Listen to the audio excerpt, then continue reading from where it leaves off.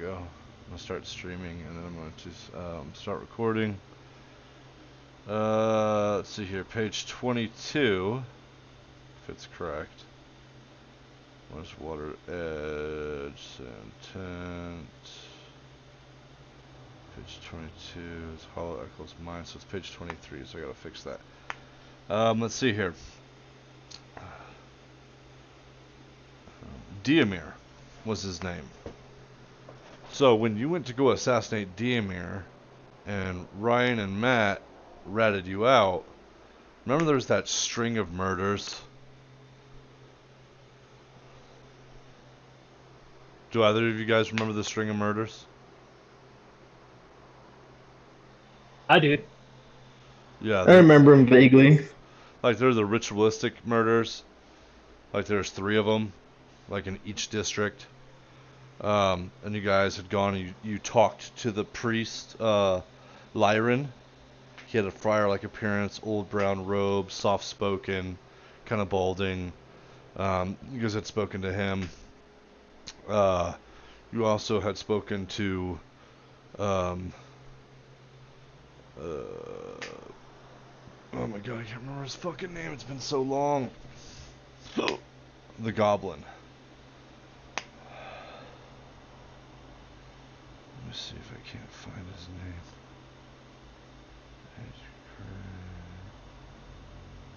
What was the Chubby Gnome Bakery?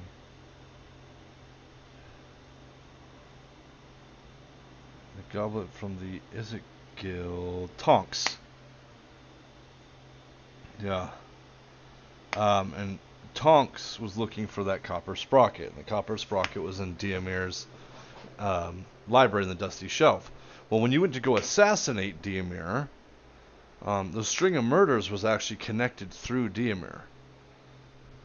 Like, he was a part of this cult that was doing these ritualistic sacrifices to their god. And he was a part of that connection. That's neither here nor there, though. But I thought I'd tell you guys about it.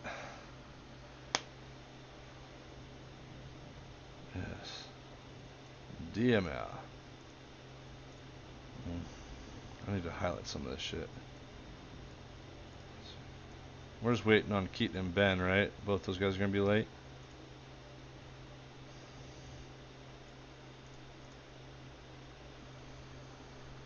I think Keaton's coming on shortly. Ben, I think, is probably an hour or so. He's trying to get back. Yeah, I told Ben to just hang out where he was or do it while driving, have his lady roll the dice. But it didn't work out, really. Yeah. Which is fine. Mr. Builder, Priest Lyran, Diamir, Tyler, writes for the Battlehorn News of Primwater, proper clothes, golden hair. Oh, Gribble.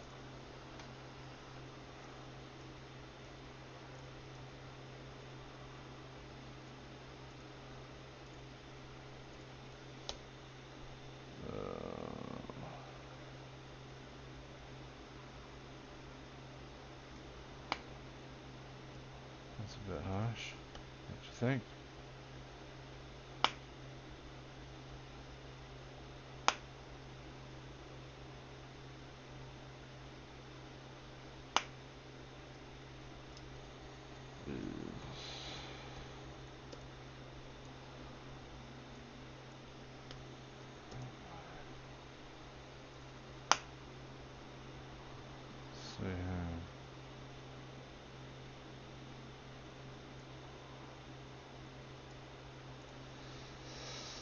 So, you guys ready for today?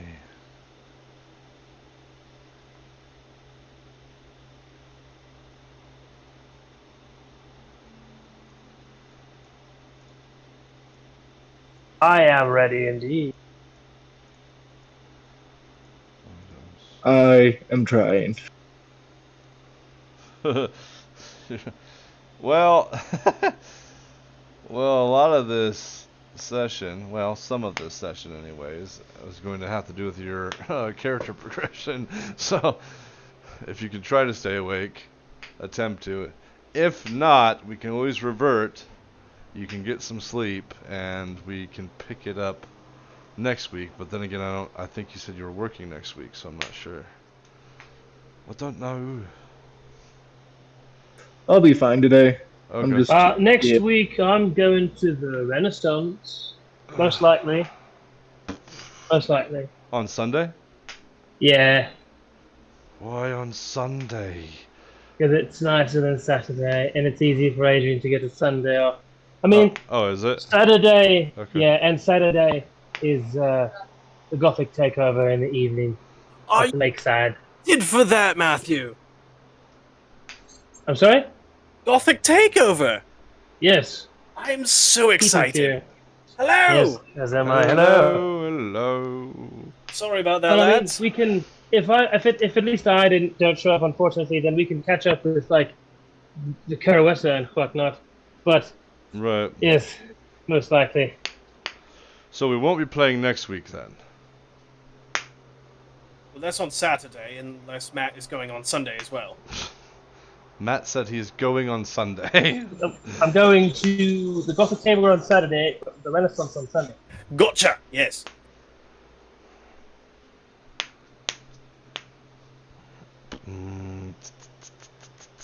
Shall we wait for Ben, or should we continue?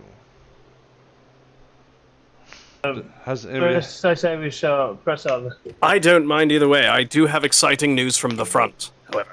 Sure. What news do you bring? I found a girl that actually cares about me. We'll just say it like that. I was telling Matt about her, but cute, shy gamer girl. Nice. We Her are on name is- Twitch Okay. and recording. John, I just wanted to let you know before we started going off about anything else. You know what I'm saying? Nothing We'll like hear that. about it. Started being like, yeah, she's got huge tits, and like, you know what I'm saying? Like, I don't know. No, she's a very cute and very modest, shy gamer girl. Awesome. She is amazing. Hell yeah. Where'd you guys And meet? she is Tinder, actually. She was my first and only match. And we hit it off right away, actually. Nice. So sometimes dating apps aren't the worst thing in the world. yeah. 99% of the time they are.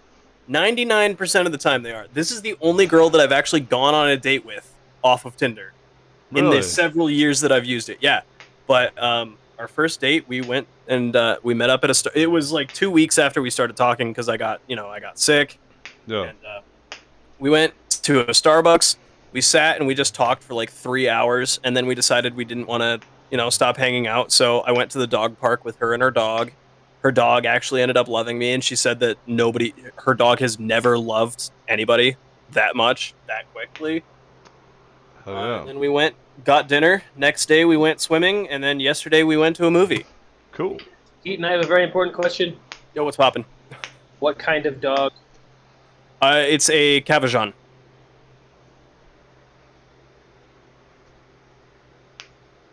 His name is Apollo. Ah. Very good. Well, congratulations. Good for you, old boy. I suppose we should... I deserve this. right. As do we all. I think... Wonderful. Let's see here. We shall carry on. Epically cute Keaton. The doggy. Oh yes, I'm excited Small for dog. you. I'm excited for you to meet her, Matt. Alright, so... Will be an interesting night indeed. We will Absolutely. be missing Caruessa, unfortunately, this time around. But if you guys remember last time, let me bring up my map. Alright, so last time you guys had gone through and searched a few things in an attempt to find the secret chamber within the secret chamber and the secret books within the secret chamber inside the secret chamber, and you guys found it. And after releasing Billigard by Ragnar's doing, you guys dived deeper into this secret chamber and discovered the book that would reveal how to do the blood binding, which Professor Lachille, after a long night of poring over books with Billigard's help, though he probably wasn't as much help as she would have liked, she discovered it, and you guys have written it down. Karawasa was writing it in shorthand, getting everything that you needed to know about it. And now the question begs, how do you get to the Midwest Village? As Billigard, or Dwengar, had pointed out, he was going to go to the Burning Bay. You guys can't go there. You are being sought after. So he opted to return to the Midwest Village, where the whole entire journey basically began. To return back to his old home that he has not been at in over 70 years. He said there's only one person that was living there prior, and so it will be a bit of a change for him when he goes back. But the debate was, how do you guys get back there? He opted, if we're going to travel, to use the stone gates, or the druidic gates that you guys have come across in the past. Enter here and appear there. So, Have we decided where we are going to, or how we are going to get to the Midwest Village? Where's the closest stones? Closest stone gates off the shore, the shoreline. I would say probably about a mid-morning's travel to the east bank of Falungrim, and then probably about another half day's travel inward, if nothing has changed too much. And then we should be at a stone I'm not here, am I? Yes, you are actually. So I finally came out of the hole. Yes, because all these guys actually, remember you guys all came out here? I don't know why you guys were Yes. up there. You guys all came out here. You guys had talked to Billigard. There's a bit of kerfuffle, I guess you could say, where it wasn't quite anything. It was more or less harsh words being said, so on and so forth. But you guys were out here. I don't know why you guys were still up in that space. That's weird. It might have been a hiccup in the application. I remember the village, right? You do, yes. You remember Midwest Village. You remember everything about Midwest Village. Remember Myra Greenleaf? Did it get destroyed or something? It did. So, what happened I'm gonna was... say that. Okay. I'm gonna go over it I'm briefly. just gonna say that, like, I was from there. We started my journey there, and that village got destroyed. Destroyed? Destroyed how?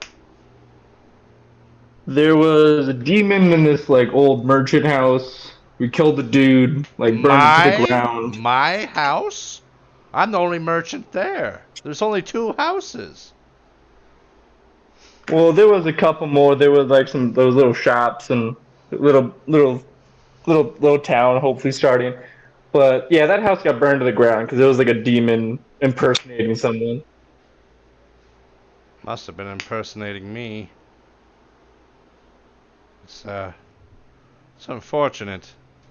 I have some items I would like to retrieve from there. If they still remain, of course. Yes, yes. How is the eagle and his family doing? So, I don't remember the eagle. so the eagle was Ulfor's nickname. He was a hunter. He would go out and hunt. He had a wife and a child. You did learn that Ulfor lost his wife and child to the cursed forest. There had been a curse placed on the Water's Edge village, and or a village just south of Water's Edge where Ulfor actually was. It had followed them to their new location, and it had killed his daughter and his wife after wiping out the entire town. Didn't we get relieve that curse though? You guys, yes, you guys did lift the curse off of the Deadwood, and you guys renamed it Morningwood. Yes. I relayed the information of, oh, that man's child and uh, wife are dead from the cursed force. That I help cure, but besides that, Oh, that's terrible. That's unfortunate. And you do remember that when you guys had gone up into the Water's Edge village, that you guys had encountered the Death Knight, Grendelvant. And that's where Ulfor and the other werebears, Yawin and Sven, had actually come to your guys' rescue. Ryan had set the one of the houses ablaze as a demi-lich was in there. And I can't remember who it was, but they had thrown, or somehow thrown, the Death Knight down a well, and Ryan froze the water where the Death Knight was at. But then the Demi-Lich came and had dropped a couple of you guys in one holler and one scream. And Ryan ran inside and had actually started fighting the Demi-Lich, trying to duck and weave, ultimately setting it on fire. Ulfor busted through the wall, started fighting the Demi-Lich. Another werebear had led you guys to safety if they picked you guys up, and went into the woods where there was a werebear cave. So Midwest Village was basically nothing but werebears. Except for Myra. Myra Greenleaf was not a werebear. I just relay all the information I remember from the time back then before. Okay, cool. Alright. So you tell them about how you guys went to the werebear cave. Grendelvant had followed you guys. He couldn't quite find you, but Sven had been severely wounded, died, and then reanimated as an undead werebear. He had ripped off his daughter Yawin's head, and you guys had entrapped Ulfor, the werebear, inside the cavern with the undead Sven, and then you guys fled. Yeah. Okay. Mars. Well, I still have to retrieve some items there. I don't suppose it's any more dangerous than anywhere else in these times, apparently. I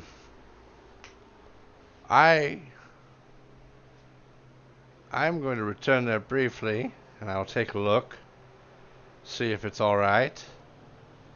You guys are more than welcome to accompany me, or Uh, I think that would be I a would. good idea. I think that's a good idea too. Yeah, Max and I are gonna go with you. Yeah, that's a good idea. very well.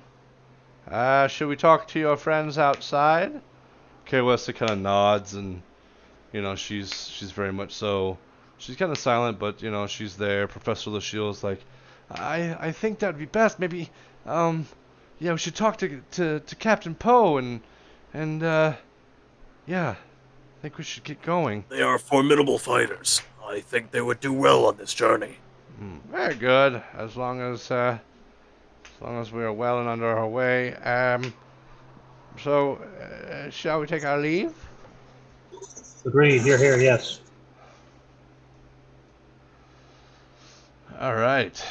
So, Cheshire and everybody. So you guys go out into the main path. I think this is it right here. Yeah. You guys go out here and you talk to Captain Poe. You see him out there, and Yes. So have we discovered what we need to know?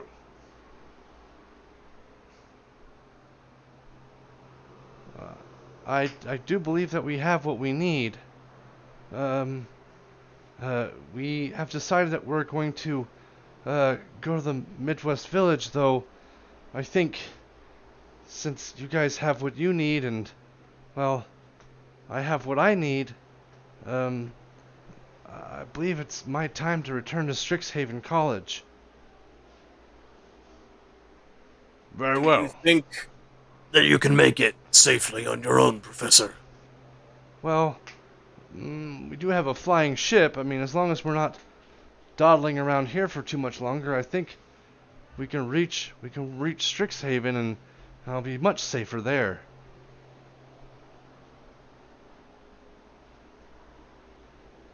Well, if we can get to those sending stones, then we can part ways at the very least. At least get us to the shore. And I'm sure because the Captain Poe will be taking you back to Strixhaven, regardless. Well, I I think that believe. maybe, well, where is Midwest, the Midwest Village? Well, it's in the middle of Falungrim. Oh, I would imagine it's in the middle of the West. right. Well, if it's not too much trouble, maybe Captain Poe can drop you guys off. Do we have enough fuel or crystals or ton or whatever it To is? get us to the sending stones, maybe the stone gates, maybe. I believe I have plenty of fuel to get you to Strixhaven and back twice over. We made sure we were plenty from the flaming fist, and we have checked the crystal's purity, and it is quite good. We will drop you off if you are so inclined.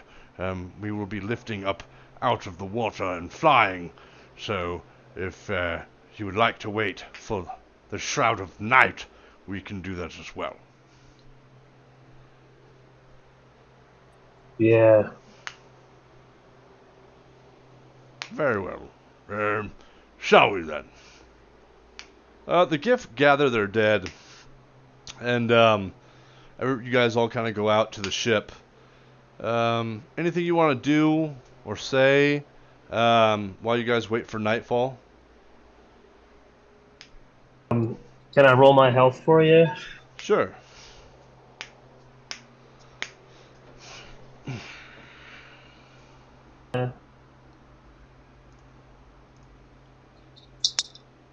Three plus my Constitution, so that's 7. So I have 124 points now. Sweet. Tracker. All right.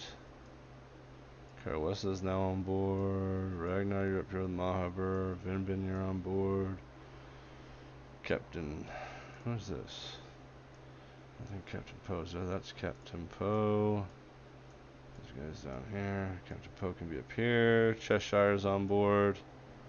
Alice Grill, Mahaber, Max. There you are. You're on board. Professor Lucille. Onion's out and running around a little bit. Happy as a clam. Alright, so you guys take a little bit of a rest. You guys don't want to do anything else? Perfect. Oh shit, I'm just knocking shit over in here. Alright, so you guys wait until nighttime. Captain Poe kind of warns you guys that you're going to be going up into the air, and Hoorah! yeah, the sun sets. I'm gonna put Onion away, Okay, you put Onion away so she at doesn't- least for the up in the air. she doesn't go gallivanting around. Yeah, so you see all the GIF working really hard. They're like lowering the sails and doing all these weird things that you'd think would be unnecessary if you have a flying ship. But they continue to do so anyways, raising the sails and getting everything locked in, tying ropes, and lifting the anchor. And as they do, you see Captain Poe take the steering wheel, and he pulls it outward a little bit with him, and then it kind of turns and it slides as a tilt, so it's kind of like on a gyroscope. And as he does so, it kind of starts lifting up with a splash of water and this kind of suction, and you see it kind of lift up in the air and gain altitude until it goes into the clouds. It's a bit breezy, but the ship seems to emanate its own heat source, as the ton down in the engine room is glowing. It can't really be seen from the outside. You have to go down in. They have it kind of encapsulated. But you guys are flying through the sky right now. About half the night goes by, and the ship starts dropping down right above Midwest Village, of course, with Billigard's guidance. Now, when we are there, we're about to land. We're not absolutely going to land on ground. You will have to go down a rope, jump, or however the means you might do it. We can lower ladders as well. It will only be about 20 feet down.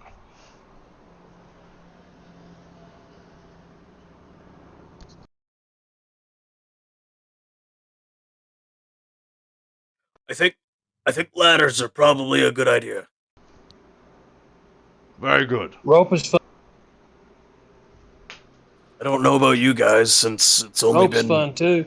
10 days for you, but my knees aren't what they used to be. How old are you now? 270. I'm 150. Dear So, God. Yeah. Maybe your lower center of gravity helps with the knee thing. Well, That's probably yeah. true. Yeah. I do a lot of squats. I lift and I pick it up and put it down.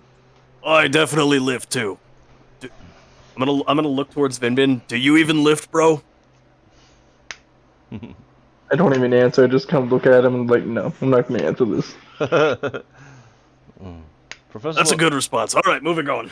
Professor Lucille just kind of nods at you guys. She comes out. She's like, "Well, thank you for all your help, and if you ever can stop by Strixhaven College, you're more than welcome. I'll show you around campus. I hope you guys find what you're looking for. I hope you do it. I'm needed elsewhere as of right now, and I'm not really much of a fighter, so my job here is done, and it's up to you guys. And it's up to the Olmus Inquisitors and the monasteries and all the people working in the shadows to try to stop this thing.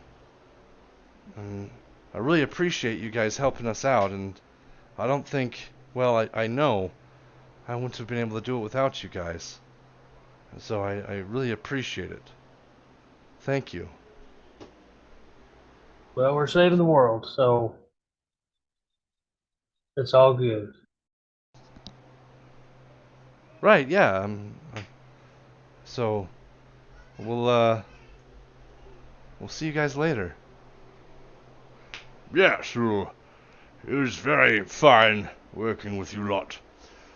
Much appreciation for all that you've done for us, and yes, die well if you should die at all. Of course. Captain. Likewise. Yes. All the gift kind of salute you guys. A couple of them throw down, kind of lower some ladders, then a couple of ropes drop and hit the ground, and then the other gift next to him kind of salute you guys. LT and Gorilla talk to you guys into Karawessa, and like, well, we need to return to Strixhaven with the professor. There's a few other things that we need to do as well. It's been a real pleasure. You guys guard yourself well. And thank you for releasing the Burning Bay from its horrid, horrid curse from Anetalu, the Dark Bookmaster. Stay safe, sisters. We shall meet again. You stay safe as well. Damn right. Awesome.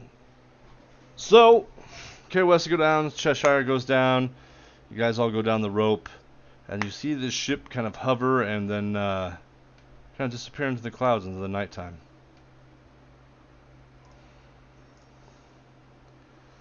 No rolls? Damn. Nope, no rules. Hell yeah. We all die. Right? There is no rolls because you all fucked it up. You all fucking die.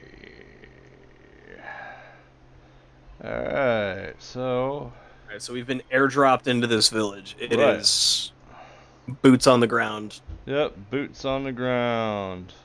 I'm going to just to preface it now. I'm going to put the shield and the flail on my back, There it is. and I'm gonna take out the greatsword. Okay, cool. So 1, 2, 3, 4, 5. You guys down the ground. I need to put. So where is he? Did I put him in here? He should be in here. He's not though. So, Vinbit. This is the well where the Death Knight was, isn't it? I believe so. No, it's not. I want to look in the well. You look in the well. There's nothing in there. Ooh, fuck! There ain't shit in here. Is it just water? There's no ice. I figured ice melts, right? Fuck. Your Death Knight's gone there, little one. We gotta stay on our toes, I think.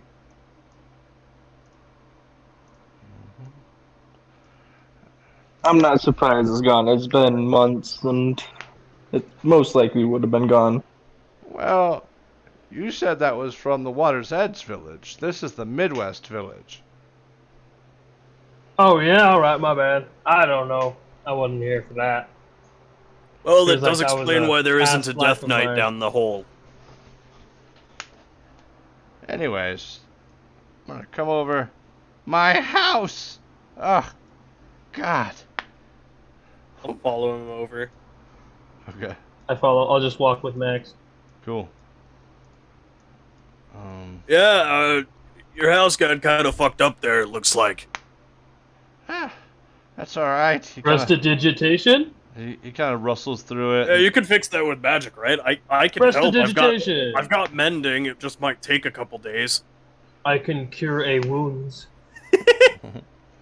I don't think any of that will help. But you can try. Oh, check this out. See, I'll pick up a couple of just a couple pieces of wood, and I'll just mend them together. See, And uproarious one- applause from Ragnar. one- Woo, yeah! one plank at a time, we can rebuild this. Or, hear me out, you move into one of the houses across the street, because that shit looks abandoned. Yeah, that's what I intended to do. If you want to fix the house, by all means, but I'm gonna move into the one to the Oh south. God, that would take so much effort. Why would I do that? Well, I mean, I was just trying to make you feel better. and it worked. Thank you. Good. You see him. Max just stands proudly.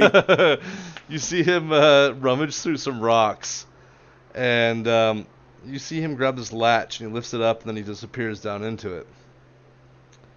A few moments later. Secret tunnel. Secret tunnel. He comes Through back the up, mountain. and he's got a couple of trinkets that you see him stuff in the bag of his belt, and he's like, "All right, I suppose we'll go ahead and come down here and go to this shithole. It looks okay, and he's worse for wear, I suppose." And he goes inside. Cheshire will follow him, and so will kill Wessa. What are you guys doing? Max. I'm just following. I'm just Yeah. walking around with him. Okay, Same. cool. I'll follow the rest of the group. Okay. Vin, before you go in, something catches your eye. A silhouette, a shadow off to the right. Give me a perception check.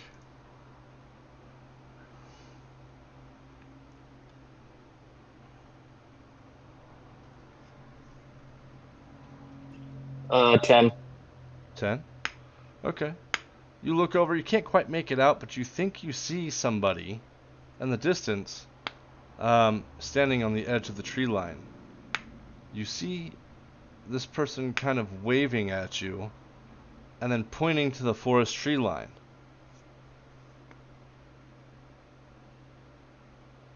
And then he just stands there and kind of waits.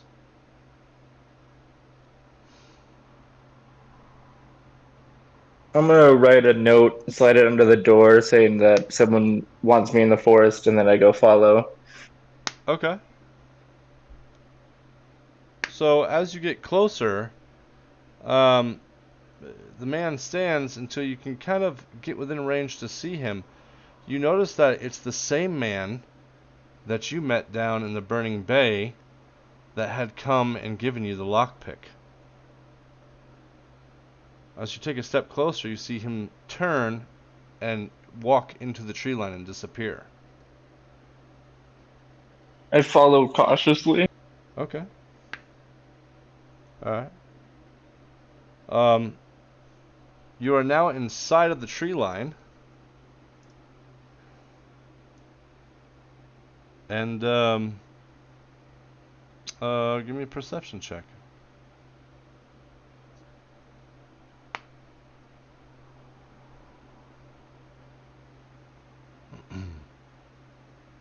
Unnatural 20. Perfect. So as you look around, you see some footsteps and you see some markings, and then you see them suddenly disappear. You look over, and as you do, from around the tree, you see the snow white pale man draped in the black cape with thin blood red lining. And he's kind of has this weird smile on his face. He's got like a stone-like smile. It's almost like just like a gentle smile, but since he's not blinking when he's staring at you, it's a little bit more ominous. And he says, Vin Bin, so good to see you. I see you've done quite well.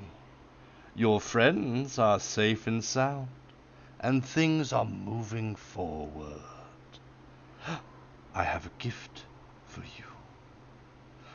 you. The pale man kind of stares at you with that subtle smile upon his face, and his lips are black, and he sits there and he waits for you. Would you like I feel a like gift, Vin Bin? I just look at my arm that's gone. I'm like, I don't feel like I've had a good time. And I like cautiously like watch him as I go up and like pick whatever he's trying to hand me. Okay. He holds out his hand stiffly and unfurls his fingers, his palm upright. In the palm of his hand is a locket. Open it. I slowly open it, like cautiously, like, what is this? Okay. When you open it, there's a key within it, and a dark green crystal. The key belongs to your bloodline, Vin Bin, and opens a lock in our treasury. Yes, our treasury. The guild treasury, and you are its rightful heir. Should you join us, of course. I couldn't possibly see giving it to any of your family. They don't quite have what we're looking for, you could say. But you, Vin Bin, wanted by the Azorius Guild. Now that's worth something, isn't it? Oh, and the crystal is a show of my trust in you. Call it a token of our friendship. It is your chatty friend, Alec the Undying. I scooped up his soul first chance I got. I know that you two were very, very close. And the dude he's talking about is the one that I talked to in prison, right? Yes. The one that you were talking to who was actually dead and didn't know he was dead. Well, goddamn. Do I know which guild he's talking about and which treasury and where it's at? You must have so many questions. The guild that you're speaking of, you actually don't know about it. But I'm going to assume that you kind of asked, like, what the fuck are you talking about?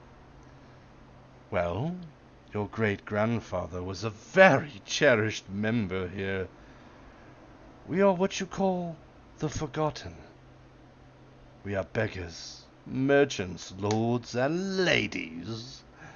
We are the performers. We are the daggers in their backs, the blood running down their throats, the hole in their coin purses, their very own personal shadow. I like to say we're a well-rounded organization. We kind of do it all. And you, Vin Bin, have a place within our sanctum. Should you choose to do so, of course. We will be at your aid, should you call for it.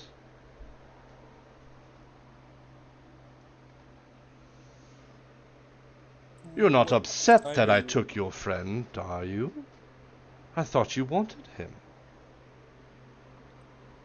No, I'm not really upset. I'm more of confused in why you do so much, especially when the only family members I knew hated my great grandfather, and no one liked him. And Oh, I'd never Finbin. heard of this guild. Of course you haven't. That is why we are called the Forgotten. Your family would like to forget your grandfather. But All they ever told me about him was that he was a murderer, and me and him shared the same eyes and necklace. So this entire time, he hasn't blinked, and his smile has remained the same. Yes, yes. He was everything they told you he was, and more. He was quite the murderer. Ah, we do miss him. But we are the Forgotten. Our names are barely whispered around town. Simple, you know. Most of the ones who see us don't remember us simply because, well, they don't remember us at all. Best thing is kept that way. If someone does remember us, well, they can't quite put a name to us, can they? Well, it's just another murderous rant, another thief stealing coins, another lord or lady being assassinated by a disgruntled peasant. Yes, they don't remember us, and if they do, it's on purpose. I have one thing to ask, and I will join you for the rest of my life if you can help. If you can help me get a new arm where I can actually have two working arms, I will join the Forgotten and help you out after these undead are not an issue anymore. Ah, very good. I believe you're already familiar with one of our sanctuaries. I do apologize on behalf of the guild for that mix-up. Had we known it was you beforehand, it wouldn't have happened to you and your friends, you know, under the arena in Primwater where you made that devilish little deal. No, no, we're not all seeking patrons and deities. To each their own. If you want to worship demons, devils, or perhaps you like the Almighty on the Celestial Mountain, though we don't get many of those. But there is one of our sanctuaries. You know the way. The one behind the statue by the arena in Primwater. Will that help me get an arm? Oh, no. I do have something for you. It's not a getting your arm back, but he pulls out a crudely fabricated arm that looks like it came off of a tailor's wooden dummy or from a life-size theater puppet. And he kind of smiles at you. Should you need us, simply draw a circle on this parchment with a few drops of your blood. Use your knife or a pen or your finger. It really doesn't matter how you draw it. Then we will get a hold of you. He smiles again kind of gently, and he hands you this weird clasped wooden, like marionette puppet arm. Go on. Put it on, Vin Bin. In good faith of this man giving me all this stuff, because I'd like to use. If he has answers that I would like answers to with my family and shit, I will put it on and then try to draw that, pretty much try to stab myself with the one arm I have and draw the blood on. Okay.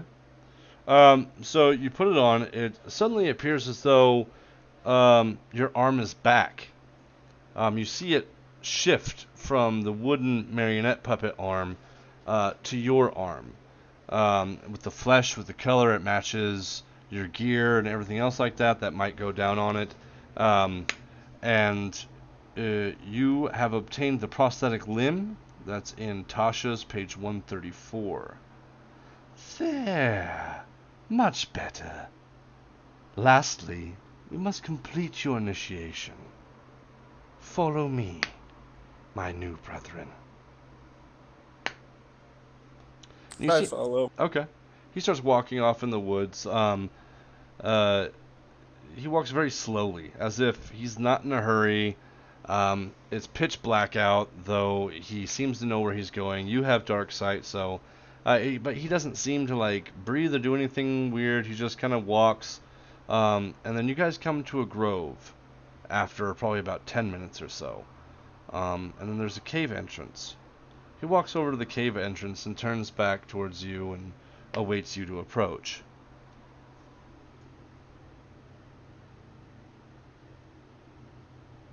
I approach to the cave.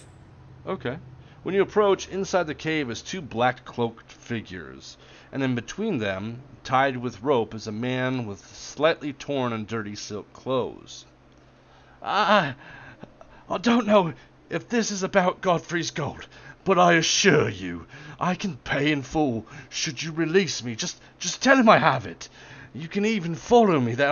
I'll pay you. I don't know what you're getting out of this. And if it's not about Godfrey's gold, I can pay you very, very much. I am a very wealthy man. I assure you it. I am a man of my word. The man looks back and forth between you and the dark cloaked figure, and then back at the silent cloaked figures.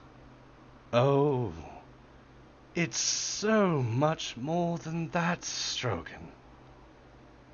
Marius, well, which is the guy's name, which you don't know yet, because you haven't asked. But the pale man looks at you and nods with that faint smile upon his face, and then looks back at Strogan. I asked, do you want me to kill him? He just stares at you. No, listen, I can pay you money, lots and lots of money. I have contracts and I have so many people that I can make you I rich. throw a dagger so he stops him from talking, and it's like, I'm not here, I don't care. He kind of recoils a little bit, like, oh. He's like, please, I have family. I walk over to him, get into like real close to his face, and like show my fucked up eye just to fuck with him. And Okay. just be like, why are you tied up and why are you here? For what wrongdoing did you do to get fucked up here? I don't know. I don't know. I didn't do anything wrong. I've donated to the castle. I've helped the poor. I've donated to the churches and the religions. I have done no man any wrong. I am innocent. I'm an innocent man. And he kind of like I holds out his stab hand. him in the thigh with a dagger and just like, someone has to hate you to have you be here. Okay. He kind of like screams, ah, no, please, I have two daughters. They need me. My wife will be thrown out in the streets without me. Please. I still feel like you're not telling me something because there has to be a reason. There's no reason for an innocent man or someone who doesn't have enemies to be tied up in a cave. Give me an intimidation check.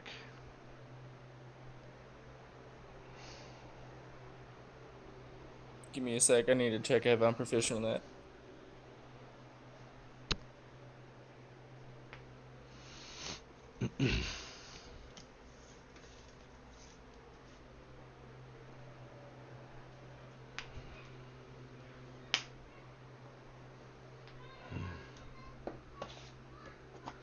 Damn, it was almost an 18 and it's 6.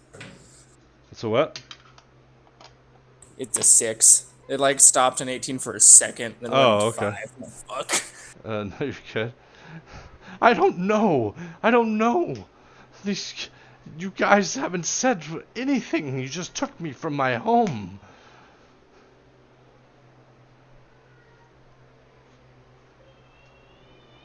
Please. The man begins to cry. I just want to go home to see my daughters again. I ask him, "Can you describe me your daughters?" And I will draw out photos of his daughters and show it to him. So he kind of begins describing his daughters, kind of weeping in between, telling you about how they're really young. You know, they're about 5 and 6 years old. They just started tutoring, and they love raspberries and cherry pie and sweet cakes, and shepherd's pie is Lily's favorite, and he kind of starts rambling on and on. Give me a sleight of hand check to draw.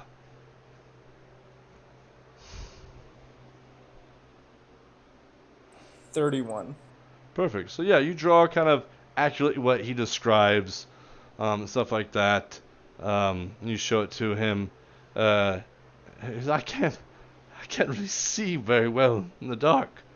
Could you, perhaps, could someone's light a torch or something? I light a torch and place into the ground so he can see it. Yes, that's them. Oh, my sweet daughters. I'll do anything. Anything. What do you need? What do you want? To be honest, I don't know why I'm here either, but I feel like I have to prove something to this man, and I like this man behind me. But there's one thing I have to do. I'm gonna have you look at this photo, and I would send your kids some sweet buns for their birthday, the ones they favorite like, because this is the last time you see him, and as I do that, I slit his throat. Alright. Awesome. So he starts weeping, and right when you finish it, you hold the picture up like really close to his eyes. Then you put the dagger up and you slice across. The blood sprays down. You hear this gargling. And then he looks up at you with pain in his eyes and shock. And then he looks at the picture one last time and then follows over. He convulses a little bit and blood runs down onto the stone cavern. And with that, the two black cloaked figures walk past you and begin to walk in the woods. Very good, Vinbin. And then as you look over at Marius, you see his face and everything start changing and morphing. And he looks exactly like the man that you just slit his throat. I have more work to do. Well done, Vinbin. Return to your friends. Say nothing, and remember, we're just a few blood drops away, should you need us. Leave this one May I get your for the name beasts. Yes, of course. I am Marius. He flicks his hand, and any blood that was spattered on you immediately just wisps away. He throws a bag of gold at you, and it's a very heavy purse. Before I take my leave, Vinbin, do you have any questions? I have a couple. a few moments. What am I going to say when I get back to the group and I have an arm? And the second one is, when I see you again, I would like, hopefully, I'm alive and us on better terms, and I would like to know some stories if you've ever met my great-great-grandfather, and like to know who he actually was instead of hearing it from distant relatives who never met him. Of course you would, for sentimental value. You are much like your great-great-grandfather, more than you know. I had a brief privilege of working with that murderous... No. It was great. He's a very good man. His demise, of course, was unfortunate. However, we all die sometime, don't we, Vinbin? And as for your friends, I think you need to worry less about what to say to people. and more just on action. If they ask you, where did you get such a device? You can tell them nothing. If it pleases you. You could tell them you found it on an old doll. You can tell them that you went out in the woods and chiseled it yourself. And smile, Bin, because the world is one big meat bag. For us, for the guild, for the forgotten. We owe them nothing. We will take from them what we will. Anything else?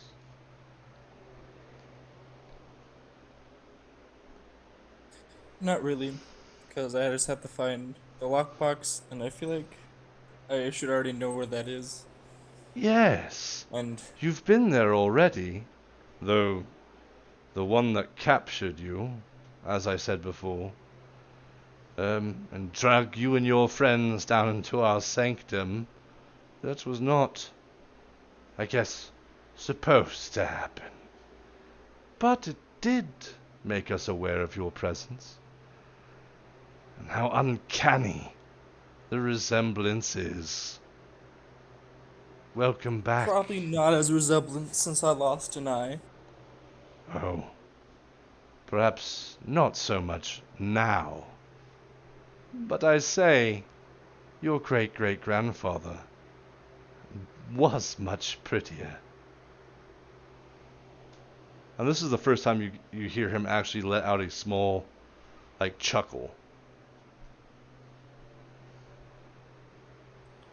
I just pull down my mask for once and give him a nice, like, mischievous smile. Give him a handshake, take my daggers, and be on my way, and tell him I will see you hopefully soon or sometime later. Of course you will. I'm off to be a rich nobleman. And he smiles, and then he, like, starts walking off into the forest. And as you see him, before he even gets out of the torchlight, he just immediately vanishes out of thin air. Give me a perception check.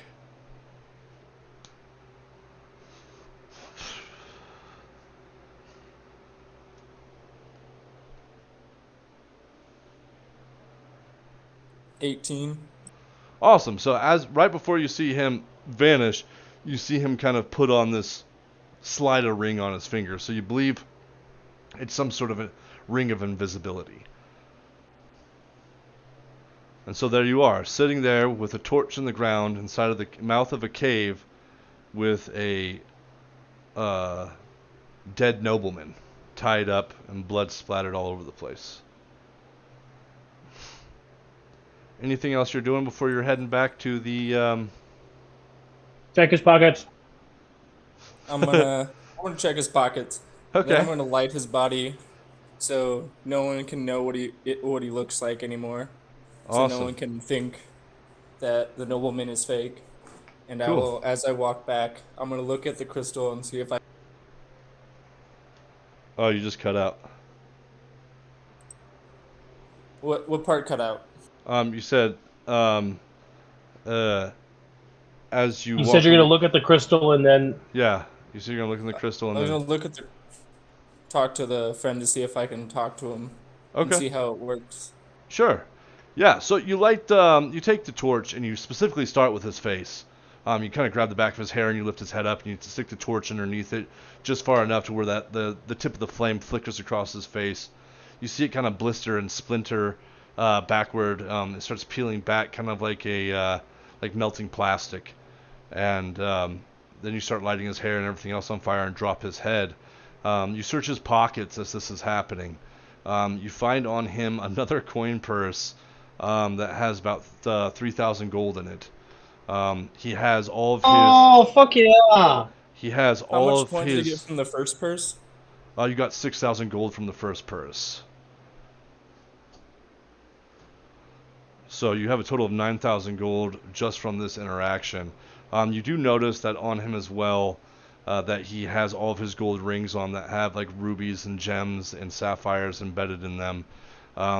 It looks as though your companions didn't even search him or do anything with him. So if you'd like to take those two, you can add Finders keepers, bro. you can add four golden rings, and then each one of those has one ruby and one sapphire in them.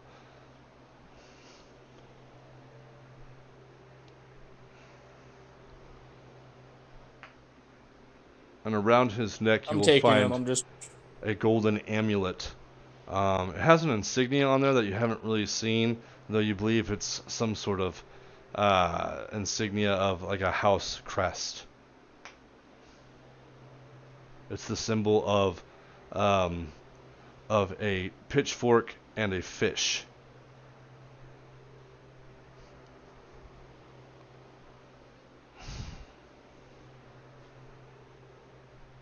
But as you go to leave back, you kind of start walking back out of the forest the way you came. You touch this dark. Go ahead. I'll ask you later what the necklace description is because it took me a sec because I'm not at my computer. So I'll ask you later for it. Absolutely. And just so you know, the man did die within 30 feet of you if you'd like to take a soul trinket off of him. I was going to and just pocket it. Yep. It's like, cool. I don't need this anymore. Okay, cool. So you pocket it. As you're walking back, you touch the dark green emerald stone, and you kind of, with intention, you kind of think like, how do I use this? Then you hear Alec. He's like, hello? Who's there? It's me, Finbin. Oh, Finbin.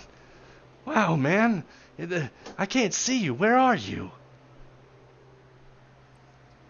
I am at the start of my journey in this world, and you were trapped in green crystal What? from a person who wants me. Yeah, I was, when you left, we found out I was, I wasn't alive. Yeah, but at least Yeah. now I can hopefully Yeah, that was pretty awful. show you some world.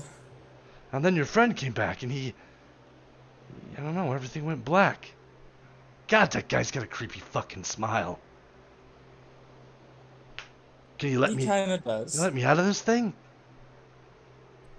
I don't think I am powerful enough to do that, and I feel like if I did, you would just get teleported back to where you were. So, Oh, that's not good. at least with this, you might not be able to see. At least you have a friend, though. Well, no, I'm in here, and it's not bad. I can walk around, and there's a couch and stuff, and much better living than a cell. But yeah, I can hear you like echoing. It's weird. That's fine. It's probably fine. Yeah, this is weird. The afterlife, huh? Is this it? You're technically dead, but not. It's more of. I feel like my powers accidentally got you trapped because I could talk to the dead now, and since I knew you, I didn't know you died, and you got trapped in this realm. I think by accident, by me or some other god. I don't know. Yeah, Just- I don't. Yeah. And they called me a necromancer. You believe that? Ugh. I don't think all necromancers are bad. It's just the ones that want to kill people. Yeah, I wouldn't know. I don't know any necromancers, but I'm not cold anymore, and I'm not hungry, and for that I'm thankful. It was a shitty time in that fucking dungeon. Oh my God, rats taste like shit, don't they? Yeah, Especially when they're covered in shit. our shit, Yeah. Well, I should probably get going. I'm getting close to a cabin. that I Yeah, have to yeah, go yeah. into. That's me too. Well, not really, but I'll be here. Yeah, we'll let you go. I will try to have you at listen to our conversations if you can, and That just would be have awesome. some form of entertainment. It's a little lonely down here. I can see myself going mad, but I mean, I would have died and gone mad in the cell. Anyways, I guess silver linings, right? All right, yeah, we'll talk to you. We'll talk to you later. Still kind of wrapping my head around being in a crystal. I'm confused by it too, to be honest with you. Just handed me it. It was like, okay, this is.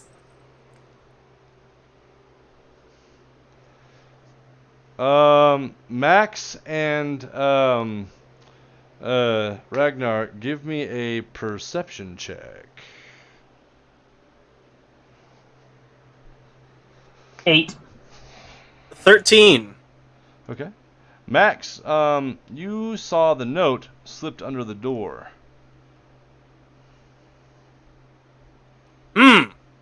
Well,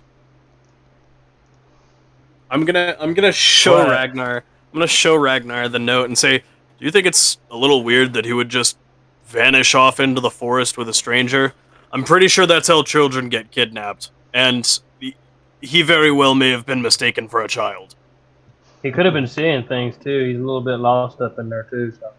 Well, I don't Well- think he was seeing anything because he only has one Well, eye. He can't see very good. We'll see. We'll see if he comes back. Either way, I mean, he's reliably talented by now, so I can see him not fucking up super bad. I mean, you guys just kind Like of it's impossible. you guys just kind of noticed this. Vin, at this point, you enter the house. Where are you at? Do we notice it? Give me another perception check with advantage. 18. 15. You guys definitely noticed that Vin's got his fucking arm back. Well, hi, Vinvin. He like walks in. Where did you get such a device? He walks in and he kind of. No, it's. Can I walk up and touch it?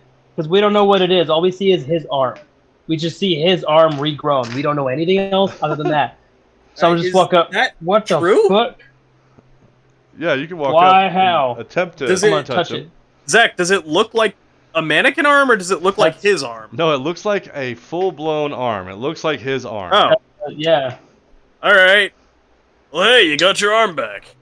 How the fuck did you That's, manage that in the 5 minutes that you've been gone? This place works miracles. That's why I moved here. I love this place. If this place worked miracles, why was your house on fire? You be quiet. I love that house.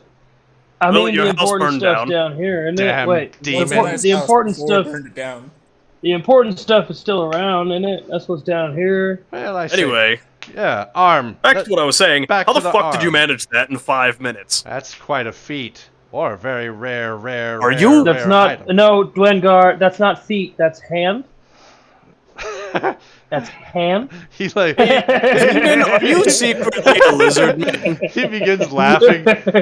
Like he pauses for a moment Ragnar, and looks at the Ragnar table. starts laughing too. And he hysterically starts laughing. He's like, "My feet." Max, of course, joins in the ruckus, and then he gets right back That's to business. funny. Vinvin, do you happen to be a lizard person? Yeah, but like he dead stops and looks back over at Vinny. He's like, "I am curious as well." Are you a lizard person? You're legally obligated to tell me if you're a lizard person. I don't think that's. How I don't that think works. that's true. Oh no, trust me, God it's works in you're mysterious legally ways. obligated. God works in mysterious ways. Yeah, I never Since understood. when have you believed in a god? I never understood gods and their ways. It's Hey, You never asked. Maximus, just because he doesn't believe in any god doesn't mean that the god can't do anything for him randomly. God's work in mysterious ways. Yeah, Thank God's you very work much. in mysterious ways. The ones that you believe in most cast you into hell. I doubt that any random god would just give him his arm back. what's up, Cheshire? Well, the one you believe in most did this bad stuff, and then the one that you don't believe in at all helps him out with an arm. I don't know. You guys never asked if I believe Fuck in the God. How gods. do you know if I don't listen to God? Well, You don't know if it's Because God. you've never mentioned it. Most people who Well- most people who believe in gods mention it at least once in their life. Which arm did you lose? It's my right arm. I'm gonna walk up to shake his hand. I'm gonna reach out and try to shake your hand. I pretend it's broken. You pretend to grope me? So you re-glue a broken arm? Okay, yeah, maybe God does work in mysterious Okay, ways, because that God sucks. Give me You- an insight check, Ragnar and Max. Give me a deception check, Vinbin. 19. Max? I got a 15. Okay. Vinbin? Give me a minute. I'm trying to figure out what my deception is. And you said you're trying to grope me? Because that won't happen. Actually, no, he says he tries to act like it's broken. Oh, broken. I honestly should have had Vinbin try it. Sorry about that. Roll before you guys, but because he's attempting the deception, but well, whatever. It's only a 14. Okay, so both of you kind of realize that he's fucking around a little bit. Well, I mean, if your arm's broken, I could try to like splint it together if you'd like. Here, and then I'm gonna reach out for his arm. I grab his hand with my other arm that works. And do what, sir?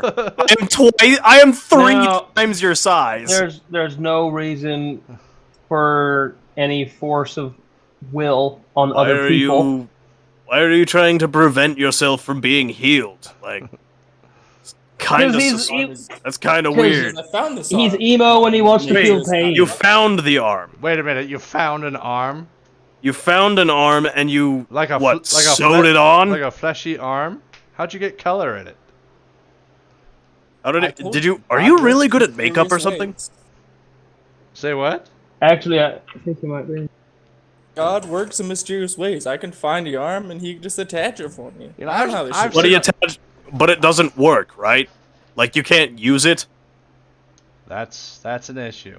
Only time will tell. Like I don't want to use it right now because it's new. The book says yes. It functions normally too. Yeah, but I looked in Vinbin the says book. that it doesn't.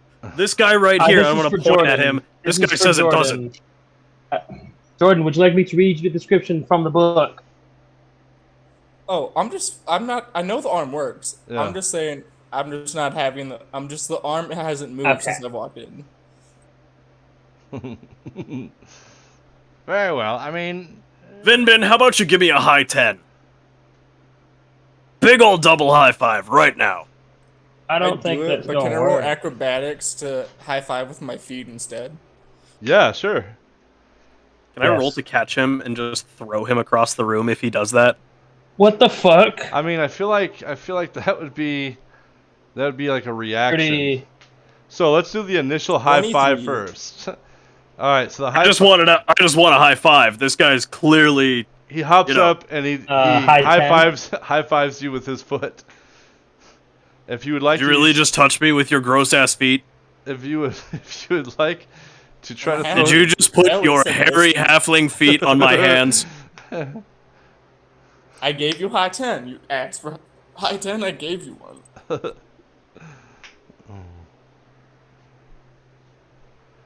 You never Max, said you which came high from the 10. abyss. That can't be the grossest thing you've seen. I So, mean, quit bitching. I concur with Ragnar. Anyways, you all are invited to dinner on me. Yeah, baby. Oh, yes. Thank So you. your house was nice before it got burned down. I have something better.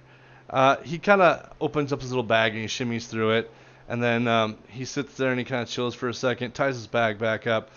And then you see him wave his arms like exuberantly around. Like, it seems like over the top. And then a shimmering door appears. And it's bright white. And it looks warm and kind of golden glowy. And it's like, whenever you please, you may come in, have a late dinner, entertainment, okay? But I will be in here for the next 10 hours, so come at your leisure. It's very late, and I want to eat and go to bed. And you see him disappear inside the door after he opens it up and shuts it.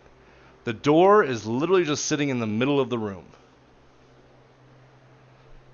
Caruessa shrugs and she enters the door. I could use a I'll meal. follow KOSA. Okay. Well, I'll come on, Max. Cheshire. Dwayne, do you have a water basin for me to wash my hands in? He is inside the door. The door is shut. Fuck. Okay, I'll go through. Okay. Everybody goes through? I thought Ben was here. Wasn't Ben here? No. No, he hasn't popped Okay. in yet. Alright, cool.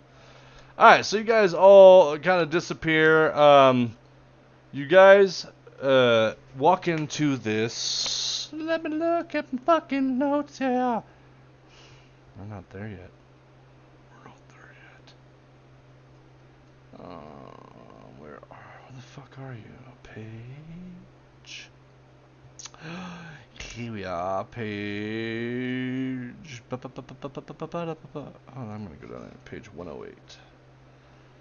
Alright, so, you guys follow him in. Inside is a lavish hall of decorations of red velvet couches and pillows with gold trim, draped red transparent curtains, a large golden table as if polished finely to a shimmering glass outstretches the hall. Upon it is every kind of food and drink one could possibly imagine within the physical realm. Servants are either at the ready to attend to the party, or moving about bringing food and drink to and from the table, and then disappearing into the walls as if they were ghosts.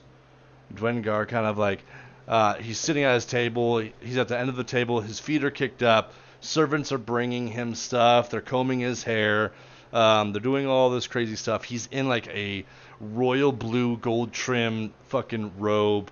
He's got like somebody doing like his nails and stuff like that. He's like, oh yeah, come in. He's got grapes being fed into his mouth. He's like, enjoy, sit, eat, anything you need, just tell one of the passing by and servants. Yes, indeed. I don't know if you guys have ever been in Mordenkainen's mansion, but this is it, and it's lovely. And he kind of just sits back and chills.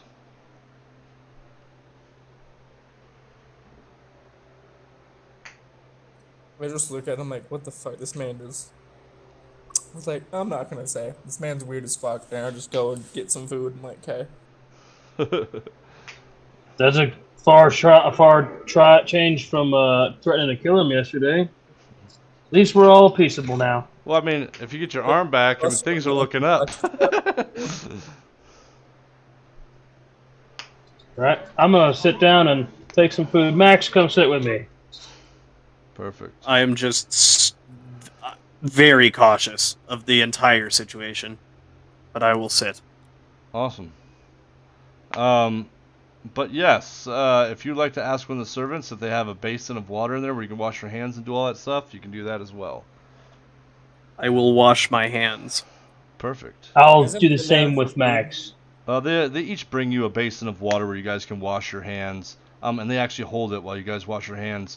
And they also kind of like go to wash your hands for you and get underneath your nails and kind of scrub the tops and your palms and in between and all that stuff. If you guys allow them to. As all this is happening, I'm gonna pretend I'm fucking with my arm and slowly like having it work. Kind of like when someone does like figuring out like how tools work of like, Right. cool, this does this, and I'm like, I'm gonna slowly fuck with it, like how I'm activating the arm. Okay, give me a sleight of hand check.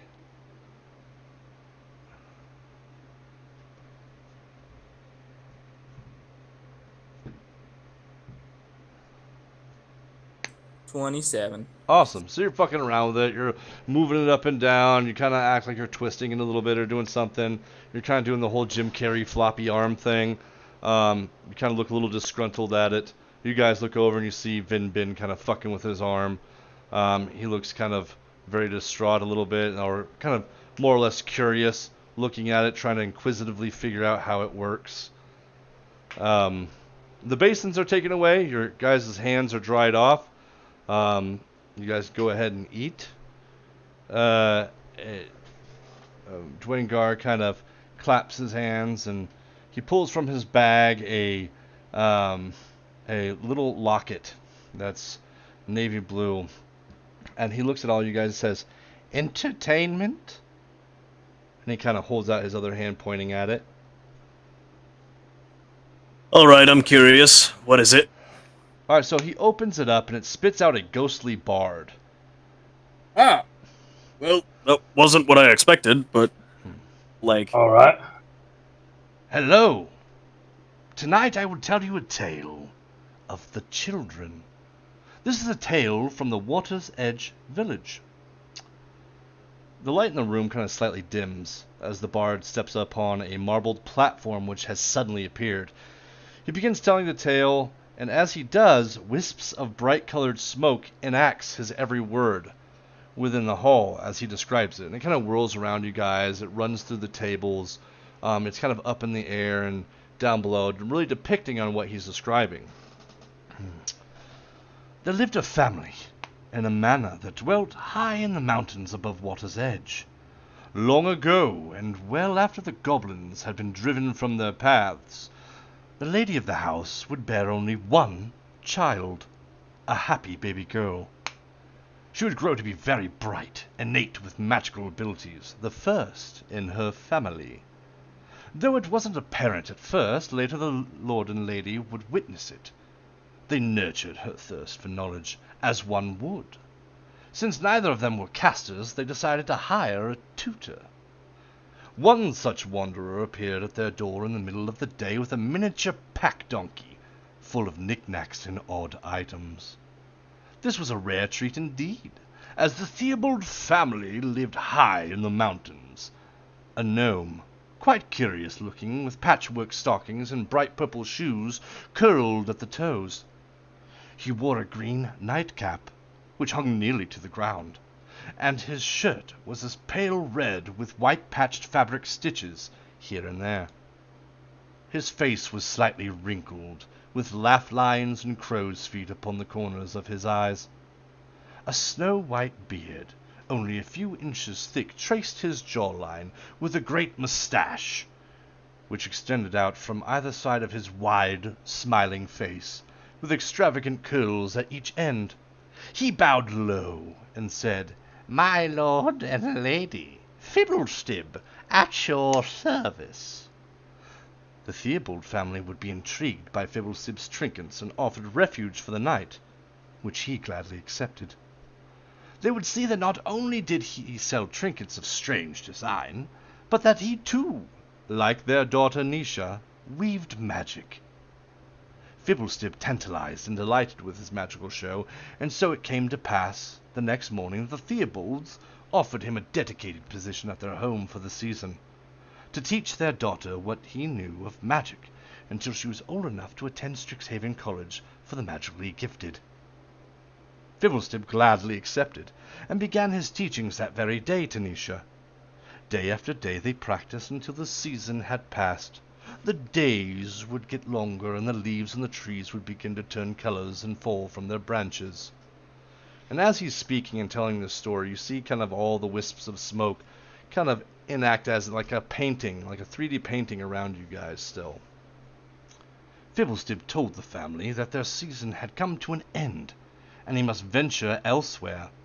Despite the Theobald family offering him a contract until Nisha was actually of age to attend Strixhaven, all the seasons he could possibly muster, he took his leave with the same large smile he had the first day he had knocked on their manor door. Lady Theobald was with child, and thought that perhaps this one was magically inclined as well. However, they would never find out. When the lady gave birth, the child was tragically still. Distraught, the family took their baby to the family crypts, where a tomb was made for the poor child. Time would pass, however, and Lady Theobald would be with child again, but again the child would not live. But not only would it not live, it was deformed. This happened throughout the years. 7 total children, deformed and lifeless. Lady Theobald discovered a book in Nisha's room. A dark book of sacrifice and teachings of the abyss. The lady had confirmed what she suspected for years. though Lord Theobald dismissed it as rantings. Searching her room further, she found Nisha's journal of her dark exploits, written in blood. Her mother ordered the servants, in her rage, to help trap Nisha within the tombs while Lord Theobald was away. They grabbed Nisha from her bed, and in the dead of night, and dragged her to the cavernous tombs of the mountain. There they would find the horrors that Nisha had been working on. The dead children would rise and savagely rip into the servants with such bloodlust that it would put even the most barbaric of beasts to shame. Blood spattered and torn clothing. Lady Theobald would latch the tomb shut as her children clawed at the other side, blood seeping under the door. She took carriage south to the capital, where she would find a cleric that constructed a spell in the tower of the manor, and the topmost part. Wards were put upon the door during the day, for the cleric was no slayer. He told Lady Theobald to reignite the dragon's fire spell in the tower every night, should the children escape. The light from the fire would burn them, forcing them back into their tomb. The cleric said he would return with more of his brethren, but days went on and he never did. Every night Lady Theobald would light the fire, and it could be seen from the water's edge village. Her husband, never to return, for the sea would tragically swallow up the ship he was aboard to the depths in a watery grave. But one night, the dragon's fire was not seen from water's edge. The mountain remained black and still, and it was so every night thereafter. Did you enjoy the tale? Max is half fucking asleep. Very much so, yes. Yes, it was a very, very good tale. Very good. That is it for the entertainment for tonight. I hope you enjoyed it. Thank you, thank you. And like you see him wisp away and go back into the locket. When you You look, think those kids are still there? you guys look over and Dwengar is asleep. Well, I feel less bad now. What? It's a good tale. Yes. I agree. I'm What? glad we're on the same page, Dwengar. What was he saying? He was talking about undead babies. And, Jesus Christ, the story Water's went for Edge. undead babies? Yeah. The last thing I heard was something about a dude with a long beard. I tell them all the pertinent information. You think it's still there? Oh, probably. I don't know. It's called The Children. Did he sing the hymn? No. What? It goes like this. Listen to my tale, though it may bring a fright. Listen very closely. It may save your life. Light your light high in the sky where the tower pierces the clouds. In the sky where dragons doth fly to keep what's down below. Down below, where goblins once roamed. The children they stir in their tombs. So let the light shine bright, for the children breathe no life, and the deepest dark of the night, the deepest depths of the night. That's Well, that was truly unsettling. my singing.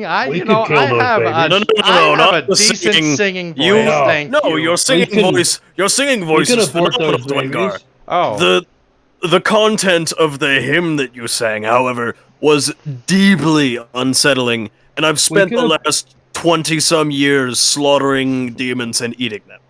well. Please can keep afford in those mind, I babies. have seen some unsettling shit, and that was deeply unsettling. God, I don't know if it's still there, but the Goblin Wars were.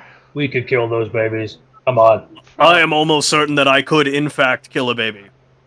Yeah. Oh, yeah. I don't really know what they are though. You know, I've been around Faerun for quite some time, and I've seen lots of shit. I've been down in the abyss.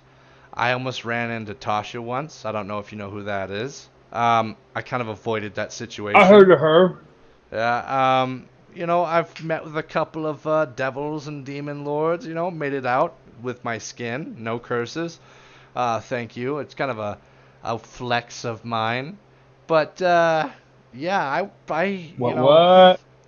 probably wouldn't go to this place though. They're probably vampires, maybe. You think? I don't know. Possibly. I mean, undead babies itself is kind of unsettling. Topical, but It kills unsettling. itself, though. Well, you know, You just want to go kill the babies. if you ever met the Water's Edge village folk, they were all a little unsettling. Have you been to the Water's Edge village by chance? Oh yeah, yeah, I have. A long time ago, there was Water's Edge, and then there was one to the south of it. It was a fishing and hunting village. I heard rumors in the abyss of another creature of some kind. Oh sure. Name started with an M, I think. But do you know if he was ever seen there by chance? You know, I Big honestly, half He's orc. talking about Moritz here. Big half orc. I think I heard something. He was dead or something. I'm not sure. You know, I've been locked up for the past 70 years. So if it happened, That's fair. if it That's fair. happened sometime between 70 years ago and now, then you know I'm not really up on my news. There's a lot of people that probably think I'm dead. You know what? That's fair. I thought you were dead too. Yeah. You know, after a while, you start to think you're dead. Anyways, how's the food? Fucking phenomenal. You see him kind of Indeed. rub his belly, and he's like, "Oof, I couldn't eat another bite." Just kidding. And he like takes just takes a big old bite and a big old swig, and then kind of smacks his lips and, well, pick a room, any room, luxurious beds, baths will be drawn. I am going to sleep. And he kind of like scoots and then stops for a second and then like holds up his arms, and like 7 servants come by and just pick him up by his legs and his arms and carry him into a room. Oh, yeah. Yeah, he's been standing for like 70 years. Yeah, like He there's didn't, literally like he didn't think 30 to try to sit down. There's like 30 There's servants no just room in that thing. running around this place. See, from the outside, I couldn't tell. All I knew is that you thought you had died as well when you saw me. Which, personally, I don't blame you for. I think that's a very reasonable reaction to seeing a friend that you watch get disintegrated. But Yeah. that's neither here nor there. That's back there. They didn't even hear. Hey, Ragnar, Hey, Max. you want to arm wrestle? Yes. Perfect. Let's fucking arm wrestle. Let's get a strength contest. You guys, fucking. Do you want just straight strength or athletics? We could use athletics. You guys, one of you guys just like fucking swipes the table clean of all the food, which drops on the ground. Servants immediately come over and start picking everything up. You slam your elbows down on the corner of the table. You guys are, you know what? No, you guys go to do that. As you swipe all the shit off the table, you look over and you literally see appear an arm wrestling table that you stand up on. Hell yeah! It just appears. It's got levers on the side. It's got handles on the side. It's got the foot bar, everything, right? So you guys. For old time's sake, Oh, yeah. It's got the pads. let's fucking go, guy. Yeah. So. I rage. All right. Cool. So you rage, Ragnar. When you get up there, there's actually a platform that starts raising you up a little bit higher to be level with Max. Oh, yeah. I yell. You don't even Did you say that you rage? like you don't even feel it. Like you just go to walk up there and all of a sudden you're at Max's height. It's I gonna see take this, a little Mike. bit because On short. I'm gonna use Giant's Might. Okay. Cool. So you use Giant's Might. Are you doing the whole shebang? I'm not doing the whole shebang. I'm Okay. just using Giant's Might. All right, cool. So add your bonuses, and You guys, give me a strength contest. You can use athletics or anything else that you want to use for that. Add your bonuses to it, and give me I some. got a 27. What'd you get, Matt? I got a 29. Nice. I rolled a 19, son! and I have a All right. 10. Okay, Fuck yeah, dude. so he starts leaning your arm back, Max. You guys roll again. Matt, you go first. Keaton, you go second this time. He's pushing on it. You guys, he's giving it away. You guys are like grunting, smiling. The servants are kind of watching. All right, Matt. That's 25. I got another 27. Okay, so you start coming back. You start coming, you're pushing. Give me another roll. This time, Keaton, you go first. Hands are shaking. Ah, shit. 21. Muscles are bulging. Veins are popping. Nat motherfucking 20. Okay. I rolled a nat 20 and a 3. I rolled a fucking 13 and a 2. So, as he comes back up, Ragnar, you slam his arm down, and it touches the other side of the mat. You hear? I'd like to point out, Matt, that I am considered large. I have grown to about 12, 13 feet tall, and like I am just twice as big, and you just fucking sent me. And you only see the whites of my eyes, and I'm just like, You guys hear a servant off to the side say, 2 out of 3? I'm down for 2 out of 3. All right, this time I'm gonna go all out. Okay. I will rage. Okay, perfect. So apply all your bonuses. You see Max. You flex like to rage? and I would also like to rage. So you see him like beat his chest, and he's like, again. And he kind of slams. He slams his arm down, and when he does, it actually cracks a little bit. Also, Matt. Actually, Zach, can I Yeah. ask for him to make a roll? Yeah, Just a perception check. yeah. Go ahead and give a Matt, perception can you make check. a perception check?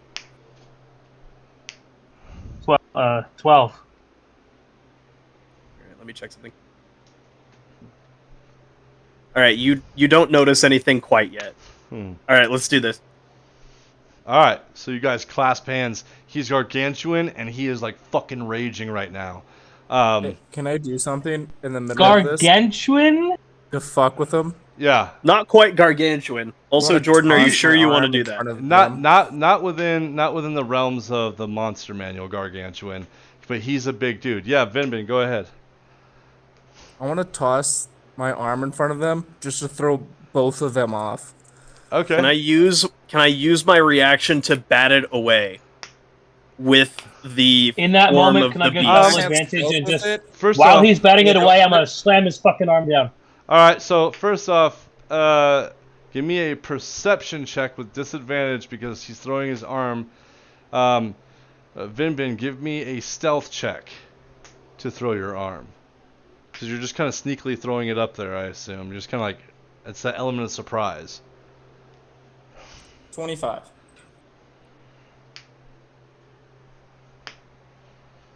I got a 15 on my perception. Okay. So he does throw it up there. It lands. You guys see this wooden marionette-like arm, and you immediately like slap it away, and it goes flying back, and it lands on the floor. Ragnar, As he does now this, you know. Oh, go ahead, Zach. Sorry. as he does this, Ragnar, give me a strength check with advantage and all your bonuses. Keaton. So I already have advantage to strength, so that's 3d20 I'm gonna roll. Yep. And then with you, Max, give me a strength check with disadvantage.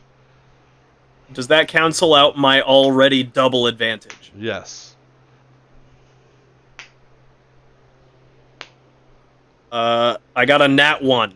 Oh fuck. so it doesn't matter. So as you smack this I rolled 2 2s and an 8, so 18. Oh, shit. So as you smack this arm away and you grunt, you fucking Ragnar takes his opportunity and just puts his shoulder into it and slams your arm down. I just attach my arm and walk Where did that fucking arm come from? When a mommy arm and a daddy arm fall in love, baby. away. Put my arm back on and just walk away like nothing happened. Like I wasn't there at all. You just start whistling. Just fucking. That's awesome. I immediately think that Ragnar did something. Okay. I would like to grapple Ragnar. Awesome. Guys, give me. You're like, Okay. you see the rage in his eyes when he says, "Where the fuck did that arm come from?" And he is very accusatorily looking at you. And then you see him reach out and grab you. Now you can either contest him or you can try to dodge this. How the hell would I have done that while I'm fucking with you? I'm gonna contest the fuck out of this. Perfect. Give me strength check rolls with your guys' advantages. I got a 27 again. I just can't get this fucking nat 20. I also got a 27. Alright, so you guys clasp. Boom, you guys are like struggling back and forth. You're gritting teeth, a little bit of spittles coming out. Your brows are definitely furrowed. Ugh. Your muscles I would are like, I'm like to brush my. I would like to thoroughly brush his enjoying face this. with my tail. Okay, go for it. Give me a dexterity check. Just a real nice gentle brush. It's a 17. Like I'm not trying to hurt him. I'm just like rubbing his face with it, like a third hand almost. Ragnar, give me a Constitution saving throw. 22. 22. Okay. All right. So you pass. There's this little this tail kind of brushes up against your face, like caresses it, just gently, really quick, and then slithers away. While you are surprised by this, you maintain your position. All right, That's we're just weird. fucking I like how you didn't question it at all though. I mean, how long have you been eating demon parts? I'm glad you picked Trying to up grow on it. something. Surprised you don't have horns. Who's to say that I don't? I don't know. You're dressed all funky. I figured you're fucked up somehow. You're dressed all funky. And I'm gonna try. I really am. I'm gonna try to I throw really him. am dressed all Okay. I'm funky. gonna try to take. All I'm the gonna try to while do I'm a agreeing takedown. with him. All right, cool. So he's trying to throw you down. Give me strength contests again. Keaton, you're initiating it. You go first. I got a 24. I got a 29. All right, so you attempt to throw him down. It doesn't happen. He kind of maintains, despite being much, much smaller than you. He maintains his anchored position. Are we okay? So the way that this is playing out in my mind is that just my giant fucking character has his hands like over Ragnar's, and Ragnar is just pushing me up. We're pushing so hard against each other that we're like cracking the ground like Yeah. a fucking anime scene. And as you grew, so did Ragnar's pedestal to meet you, and the arm wrestling altar. so when you grew up, it keeps equal status. Hey, too bad Dwengar's asleep. He couldn't, so you can't see this. I told him that you were the muscle. I'm gonna. That was obviously Vinbin's arm. Now you need to Hold on, take a Vinbin's step arm. down, and I'm gonna try to throw him down. Okay, roll me strength first, Matt. 27. 27. Roll me strength. Also a 27. All right, so you try to throw him down, and despite this is probably the strongest opponent that you've encountered physically, Ragnar. And Max. You guys seem to be pretty equally matched. Glad we're on the same side, brother. Yes, likewise. The altar suddenly dissipates into the ground, and you are holding Ragnar in the air. Ragnar, you are holding Max by his hands, and you're just kind of like stiffly hanging there. I'll put him down and I'll stop. I'll stop just let nonsense. go. Okay. Yeah, I'll just let go of him, All right. Cool. and then I'll stop raging and I'll shrink, Awesome. tail slithering back into my body. Yeah. As Yeah. soon as he shrinks, I'm gonna say "Gotcha!" and I'm gonna like sweep the leg. Okay. All right. Just give me a dexterity. Fucking 14. Okay. Give me a dexterity check with disadvantage, Max. All right, yeah, I got a 7. Okay. Yeah. So he sweeps your leg. He sweeps your leg after he says "Gotcha!" right when he hits the ground, and you go toppling over. As I land like flat on my back, I'm just gonna chuckle a little bit. I'm gonna rage again, and then I'm gonna try to trip him with the tail. Okay. Cool. Well, you didn't. Oh yeah, you're raging again. Yeah. Okay.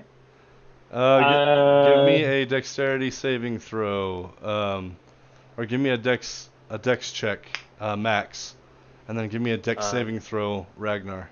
I got a 19. I got an 8. Okay, yeah. So you see this tail whip out, and you can't even react to it. It furls around your legs and sweeps out from under you and pulls them upward, and then slides back. You land flat on your back. That's a slimy little thing. Well, I didn't have a real choice. I mean, we're just both laying on our backs. I'm still chuckling. I walk I'm over gonna to do a both of you, kip just up look and both of you stand on my down, feet. like, you guys are both idiots as you guys are laying on the ground. I'm gonna use my tail to like launch myself back onto my feet. Okay. At least we didn't lose our arm and eye. Speaking of, did you detach your brand new arm and throw it on the table in the middle of our little thing? What are Because you I talking- definitely saw that. I definitely saw an arm on the table that was not a fleshy arm. I saw a mannequin arm. You cannot gaslight me into thinking otherwise. What the fuck? I look at my arm, like, my arm is fleshy, start grabbing on it, like, it's not a mirror. I will attempt to reach out to grab his arm as well. Okay, Vinbin, what are you doing? I just let him grab it. Just I think am that it's still fleshy. He's raging. like, Okay. So you reach out and you grab it. What do I feel? You feel flesh. You feel muscle and bone that you actually feel like you could probably easily break, but it's all there. It's flesh. I would imagine so. Yeah. But it is very much so fleshy. So where did the arm come from? Can I make an I insight check wasn't to see if watching, he's so I don't know where lying? the arm came from. Yeah, you can make an insight check, absolutely. As you guys look around, however, the table is actually gone and the servants have dissipated and disappeared. You guys are just standing in like an empty, royal-looking hall with an empty glass table. Like a glass golden table and chairs that are all scooted in and polished and everything else like that. Give me an insight check. Give me a deception check. Jordan. First, give me an insight check. Or no, first. 17. Okay, first, Sorry. yeah. Give me a deception check first, since you're trying to deceive. Oh wait, no, actually. 17. Okay, so you guys match. All right, so as far as you can tell, he's telling the truth. However, you still get the inkling that there might be something behind it. Not that you fully trust that he's telling the truth, but there's nothing that you can do to prove that he's not as of this moment. I think Cool. with this, let's take a bio break really quick, guys. Sounds good. Sweet. I'll see you guys back here in about 5 minutes.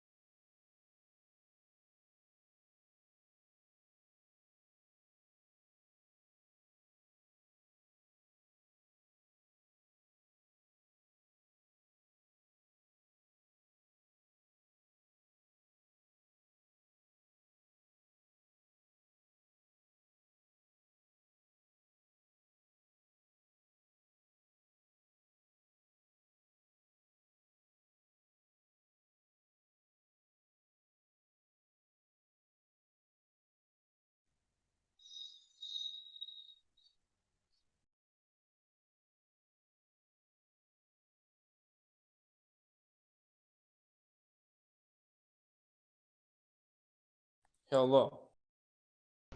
What up? Did I you return as expect well. me to go so dark? So what?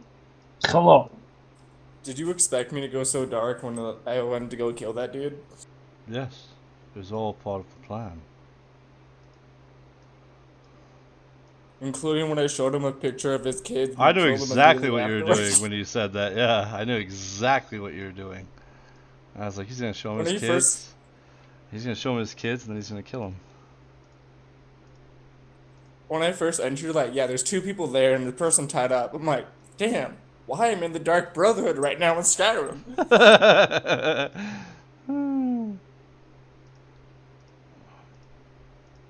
Does anybody know if I have a guess of what that dude is. I'm guessing he's a changeling. Yep, he is. Yep, the pale white skin gave it away, and then once he morphed. Once he morphed, I knew it. I was like, okay, he's a changeling. Yeah.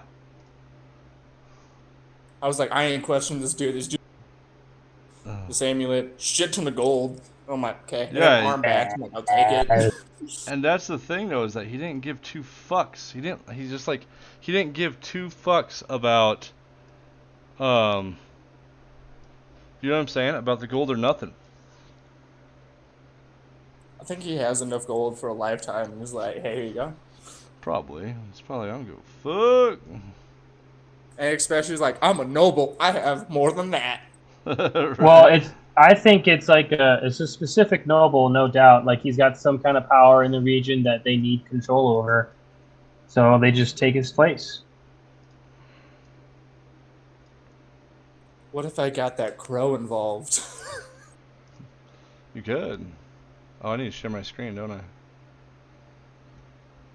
Said I line I am surprised Ben did not show up.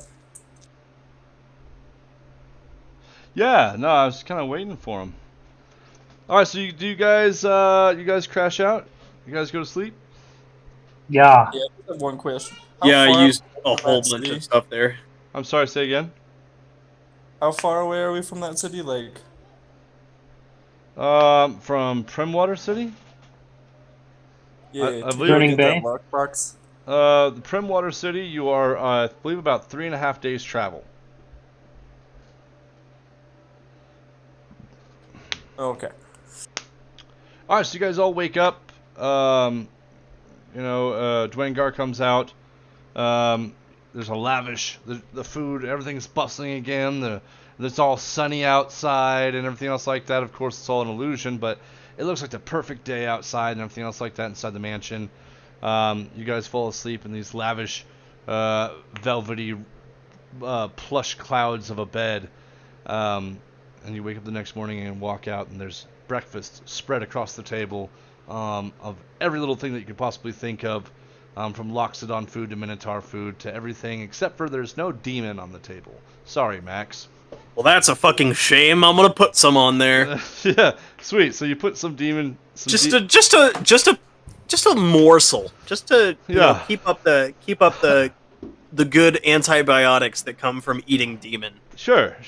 Yeah, and so you put some up there, and then a servant comes by and goes to take their brush and clean it up into a bag. They took my demon food. Yep, he kind of like swept it into a bag. He thought that it wasn't supposed to be there. Oh no, that's mine. It's part of my diet. Oh, I'm sorry. And he like It's quite alright. It's okay. I'll eat it quick. He reaches in, like he pinches it, like he's like pinching a dirty sock, and drops it on the table in front of you. Wipes his hands, Understandably so. and walks away after he nods a little bit. Yes. Can you drop it like the salt, dude? Yeah, that's kind of how he did it. It's like, yeah, very good. Scarf up the demon and then start working on the rest of the food that's there. Sweet, yeah. So you guys are munching. You see Dwayne out there eating. Can I get So, ask Yeah. one of the servants if they could get me new clothes? absolutely. So you ask them for new clothes, and they absolutely. What color and what fabric would you like? Something maybe cotton. I like dark colors and more maybe maroon. Say no more. Yeah, Give You him hear a like pink them. one. You hear him snapping his fingers, and all of a sudden, and all these like kind of tailors come out. You see them measuring you, and they're grabbing your head and doing all these weird things. And this happens in a matter of like 3 seconds. And then they all rush away, and they come back, and they have these perfectly fitted clothes, exactly what you were thinking in your mind, and they hand them to you. Thank you very much. Of course. You have any bows? I'm sorry, we cannot fashion weaponry here.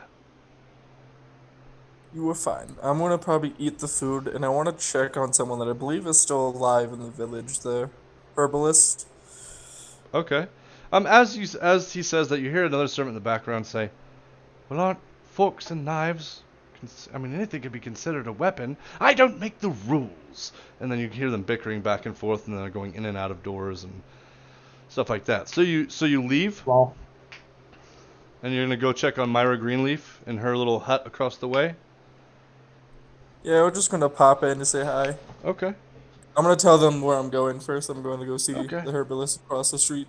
Awesome. Yeah. So you exit the house. You go over and you open the door. And then you come out of the door. And where are you, Vinbin? Vinbin. You are. Yeah. So you step outside and there's a fucking army of undead just sitting there chilling looking at you. I walk immediately back inside. I'm like, Okay, you walk inside. You hear the cultist when the cultist says, "We have come for... Hey! Get back here!" You go back I just go and outside. grab everyone else. I'm like, there's an army outside, guys. You slam the door. You run back inside. You run back inside to the Mordenkainen's mansion that Dwengar has. You guys look over, you see Vinbin kind of boom, like burst through the door, slam it, and then put his back to it really quick, and he's holding out his arms. And then Well, hey, guy, what's up? There's an army outside of the cultists. Like, I'm sorry, cultists? undead? well, there's a shit ton. Of Let's go cultists. fuck them up. I'm gonna hold out I'm my not gonna fist. fuck 'em up by myself. I'm gonna hold out my fist to Ragnar. Let's fucking I said do this, let's. brother. Let's. Dwengar, you fancy using some fireballs, maybe? not really, not my style. You know, we're safe in here. Why don't we just wait it out? I don't know. We have... Can I see out the window? Can I, like, take a look out the window carefully? Yeah, you can look out the window, and as you look out it looks like sunny skies, rolling hills, mountains, whatever you want to see at that moment. You just We're in a can't... magic. Oh, place. that's not helpful. I would like to see. Okay, I would like to see what's outside of the home that we're in. I would like to see it like an actual window. All right, so when you look out the window, it kind of clears up. The mountains and all the beautiful scenery goes away, and you can see the inside of the house you guys were in. You see like the tables and chairs and stuff like that, and you see a singular cultist standing inside of the door. Yeah, so I see one cultist so far, but you know cultists, they're like flies. We probably... Dwengar, are you sure we can't convince you to help us out with this? Because I don't think they're going to go away anytime soon. And I'm sorry that we forgot to mention this, but we're constantly being hunted by an army of undead, so if we wait here, it might just get worse before it gets better. I've been in some sticky situations, but this takes... Yeah, I feel like that should have been... I This feel like we takes the should have fucking told cake. you about that. Yeah, I feel definitely, like, yeah. All right, so we're even Cake? now, okay? Yes, there's Yeah, plenty. no, yeah, definitely. There's plenty of cake. Look at the table. Yes, that's Stones. some fucked up shit. Why don't we escape? Is there an escape? Yeah, we can run. We can dimension door out of here. We could just say fuck it all and leave. Well, What did Dimension Door, I believe from Karawessa's, from my Works understanding on of two Karawessa, people. only works on 2 people, and there's, how many? 5? More than that of us in here. Listen, I don't really use my big spells unless there's no way out. And plus, Alright, so if most you want to hang out in here and then just help us later, that works too, but look like, it, it's a cultist. there's a lot of shit out there. It's a cultist and a couple of skeletons. Really, guys? You fought demons? I'm not worried about it. I was Okay. more worried about you. Oh, I'm fine in here. Trust me. I mean, Alright, cool. uh, Well, as long as you're okay, I think we'll be fine, but it might be, right, it might be right. nice to help out. Because, I mean, you've got 4 loyal customers in here. Yeah. I mean, we Yeah. might, if we die, you're losing, business. Right, but if And I die, I I lose did tell business you, too. I mean, I did tell you that I would be your personal bodyguard after all of this is over. perfect. So if I die, you won't have me anymore around. You know what? to help with that. You're absolutely right, but I'm a merchant at heart. I'm a businessman. I need to see the goods in action before I actually purchase. You know what I'm saying? All right, then make sure you That's watch actually this. a really good point. Then make sure you watch this. I'm gonna drive the greatsword into the ground, and I'm gonna take the shield off my back. Perfect. Yeah, awesome. Do you want to go ahead and do your thing now?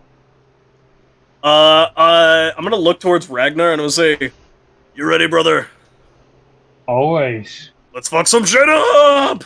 Let's fuck some shit up. I'll do the whole thing. All right, cool. So you see, like, Max rage and like shit starts growing out of him. He's got fucking like he puts his helmet on. His eyes glow red. You hear him roar, and he grows to like 13 and a half feet fucking tall, and he becomes absolutely massive. He's like a fucking giant.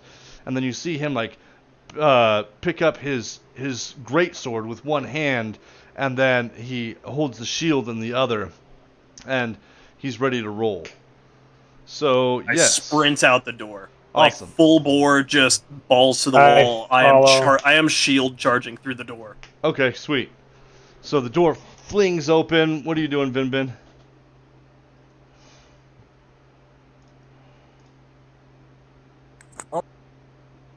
You're breaking up a little bit. I'm gonna join him in the fight. But like the door from like where we came from is a magic door in the middle of the house, right? Right. So he comes flying out this way. Ragnar comes out. It's a one-story house, right?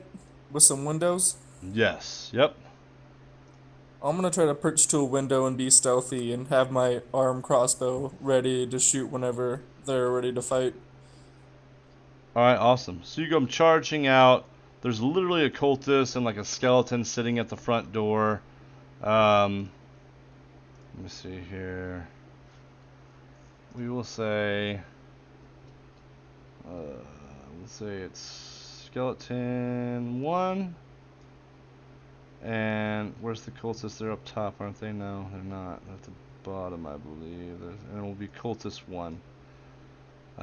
If they're inside, I'll have my rapier out, but once we get to the outside, I'll probably stay in the house for a minute. Okay, yeah. So as you guys go charging out, the cultist that's there is like, prepare to die. Can I just peasant." steamroll him as Yeah. I'm sprinting? Yeah. So you just go running through him. Give me, you know what? Let's just, for flavor's sake, let's just say he like stops. He points at you. He's like, prepare to die, and he clenches his fist. And as he does, you take one fell swing. You cut through his forearm, and then cut through just under his nose, and it just lops his fucking the rest of his forearm and his head off, and he fucking slumps to the ground, and blood just splatters everywhere. I am cackling. You run through him. Ragnar, you want to throw your hammer at the skeleton as he does that? Yeah.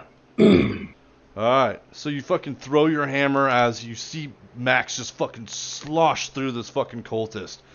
Blood literally just bursts everywhere. You throw your hammer and it explodes into the skeleton, which fucking shatters, and bones go flying all over the room and bouncing off the corners of the walls and through the windows, which break. Alright, you going straight outside? Oh fuck yeah, dude! I am in motion. Alright, cool. Imagine, we'll go to Mass Village. Charge, let me go to here, combat tracker. Cultist 1 is down. Skeleton 1 is down as well. Perfect. Vinbin is going to stay inside the house. Ragnar, you're following him out. Yes, indeed.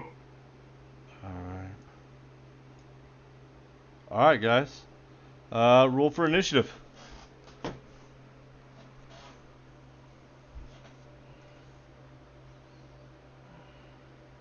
Nat 20. Perfect. I rolled 2 nat 20s. Perfect. Let's fucking go, dude. Let's go. 20. We were so ready for this. Let's go here. Max. 20. So who's going first between the two of you guys? Oh, it's up to you, sir.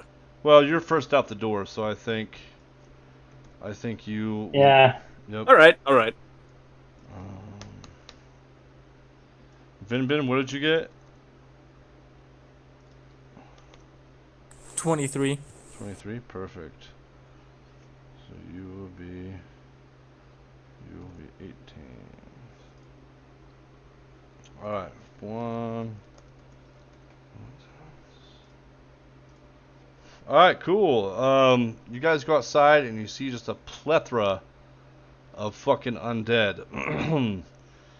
Let's see here. So we'll do first cultists.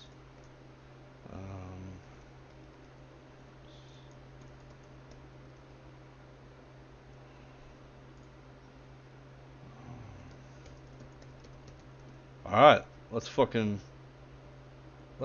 run it. Max, starting with you.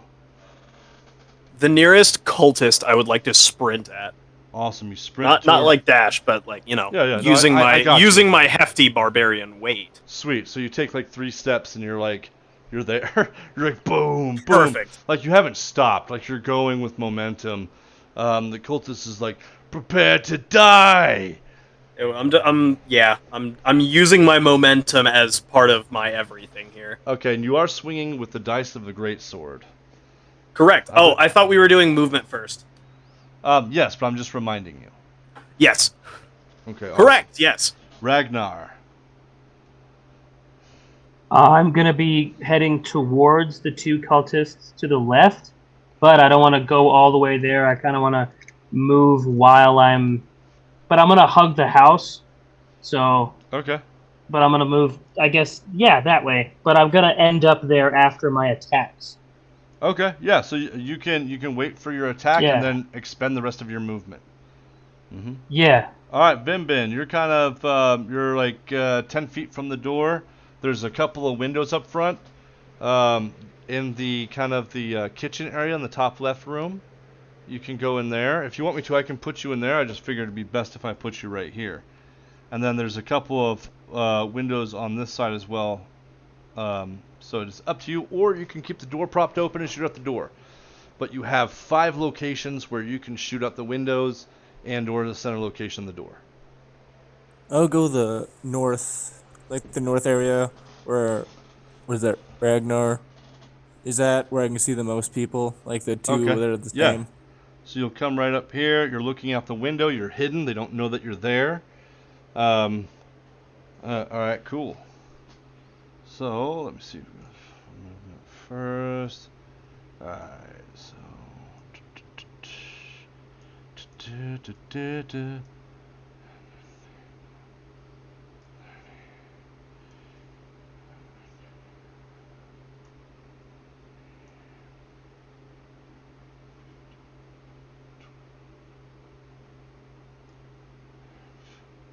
I think that's over there, right?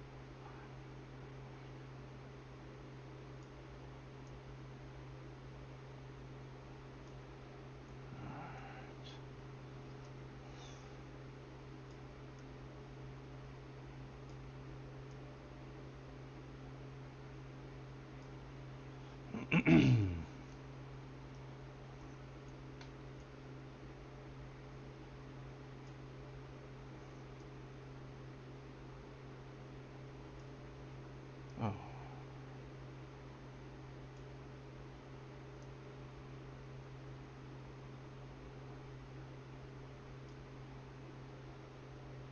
Let's see here. These guys. 10, 20.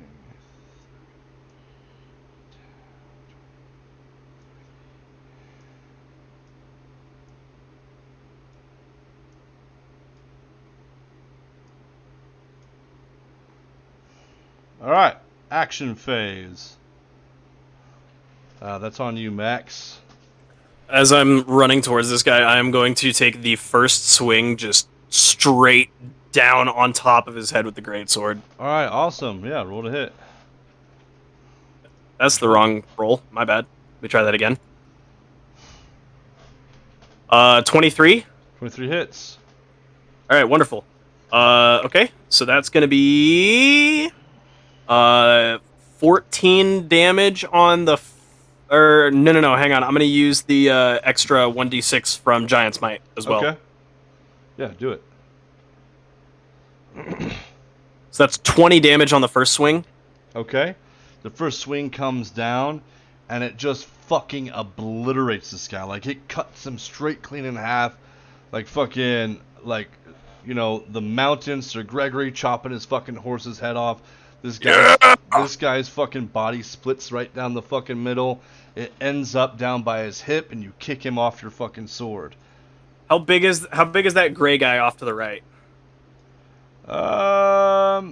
He's probably about as big as you are, but he's like A formidable foe, perhaps. Yeah. All right, I'm going to use the tail, and I'm gonna stab at him with the tail because it's got a 10-foot reach. Absolutely. Roll to hit. And then I'm going to hang on. Let me see. There's something else that I could probably do here. I think. No, hang on. I'm just gonna stab at him with the tail. Let me do that swing. That is a 24. 24 hits. Awesome. 24 hits. Perfect. That's gonna be 12 points of piercing damage. Awesome. And then I'm going to use my bonus action to invoke the Storm Rune. Fuck yeah, do it. It doesn't do anything now, but Right. I can now use my reactions to cause disadvantage or advantage to any creature I can see within 60 feet Awesome. for the next minute. All right. Anything else? That was not the correct rune that I wanted to use, but that's okay. I can wait until next turn. Alright, cool, yeah.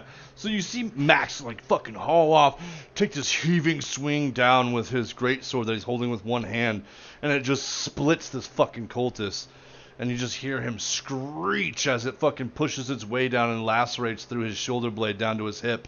And then you see fucking Max just fucking mud stomp him off of his fucking, his sword, and his blood splatters against all the skeletons. Then you see his tail whip out as he looks over at one of the skeletons, then back at this shadowy cloud that's wisping off to the side, and he stabs through it. You see it kind of phase and jiggle a little bit, but it's still standing. Understandably so.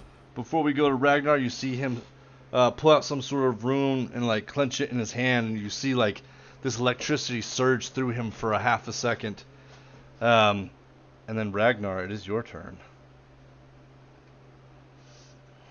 Okay, firstly, my first attack, I am going to the skeleton on my... On your left, yep.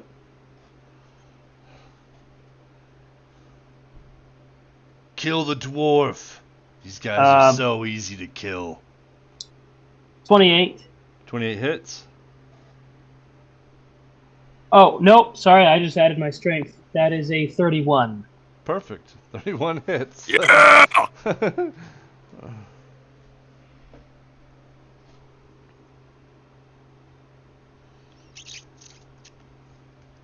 My D6 is missing. Hang on. Why? No, you're good, bro.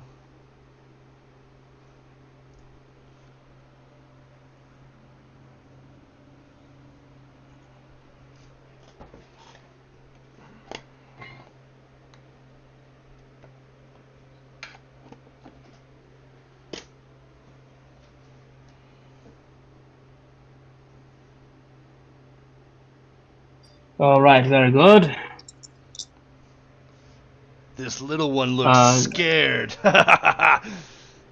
So that is 13 plus 6 is 19. plus 7 is 26 points of damage. 7 of that is radiant. Awesome.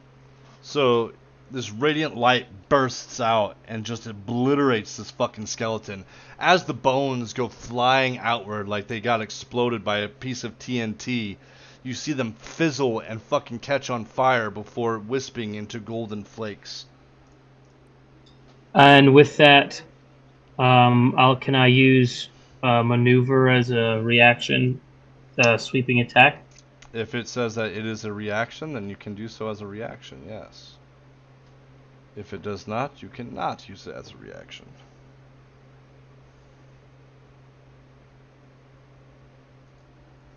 It just says I can do it. When you hit a creature with a melee weapon attack, you can expend one superiority die to attempt to damage another creature with the same attack. Perfect. Choosing. So then you can do it. Yep. I didn't think it was a reaction. I thought that if you were just surrounded, you can expend your expend your dice, and you should just be able to go. You should be able to hit both. That's of a those. max. That's an 8, baby. Can I use the same? You're adding your strength to that, right? I don't. It just says.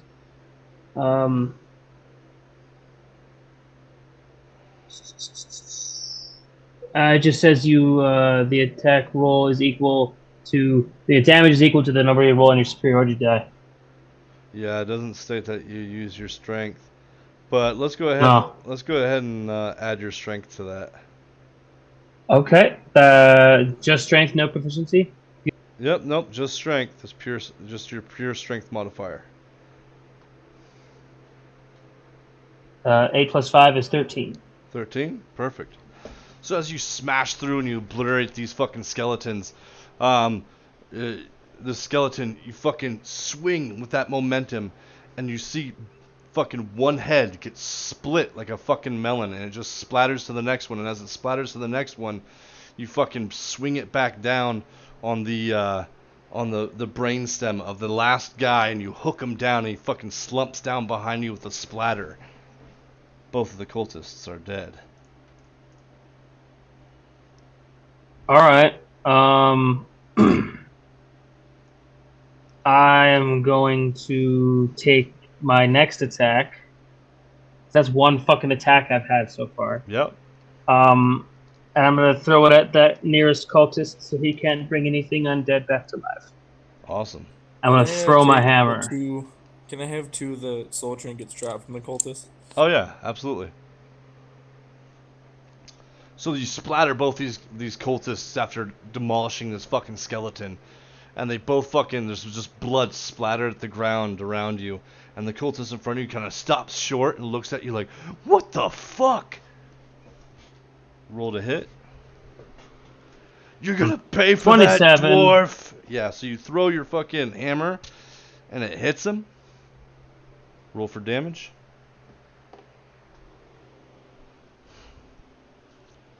It's 11 plus 13 is 24 points of bludgeoning damage. So as he stops short, he says, "You're gonna fucking die, dwarf!" Your fucking hammer goes right into his chest cavity. You see it crumple in like an old garbage plastic bag, and then it comes flying back to you. The cultist goes flying backwards about 10 feet. He's dead.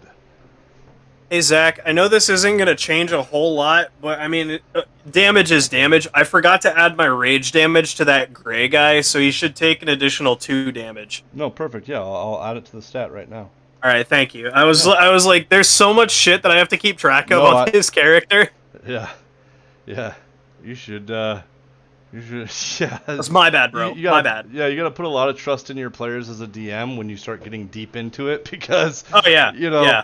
And it's been a while since I played a barbarian, so yeah. I forgot rage damage was a thing until just now. So that's my bad. It's literally just 2 damage though. It's not a huge deal. No, yeah, you're good. All right, if nothing else, Ragnar, Vinbin, you collect the soul gems. Do you have anything else, Ragnar? I do not. You have movement to expend. Let's see. No, I think I'm on a. You're good.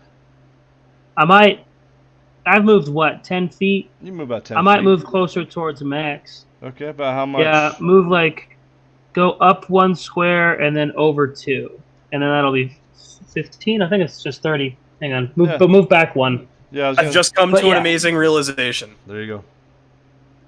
All right. What's that? There's still a magnificent mansion behind us. Yes, there is. We could probably hide in that for like an hour and then come back to it. Yeah. That's a short rest. Yeah, it is. And they'll probably still be there. And I'll be even more fueled by rage. That's right. Well, not rage But, specifically, but literally everything else that I have recharges on a short rest. The cultists are gone, so they don't have anyone giving them orders. Yeah, but they don't have anything else to do but hang around, so we could make this an all-day thing. Hell My yeah! point exactly. Vinbin, give me a perception check.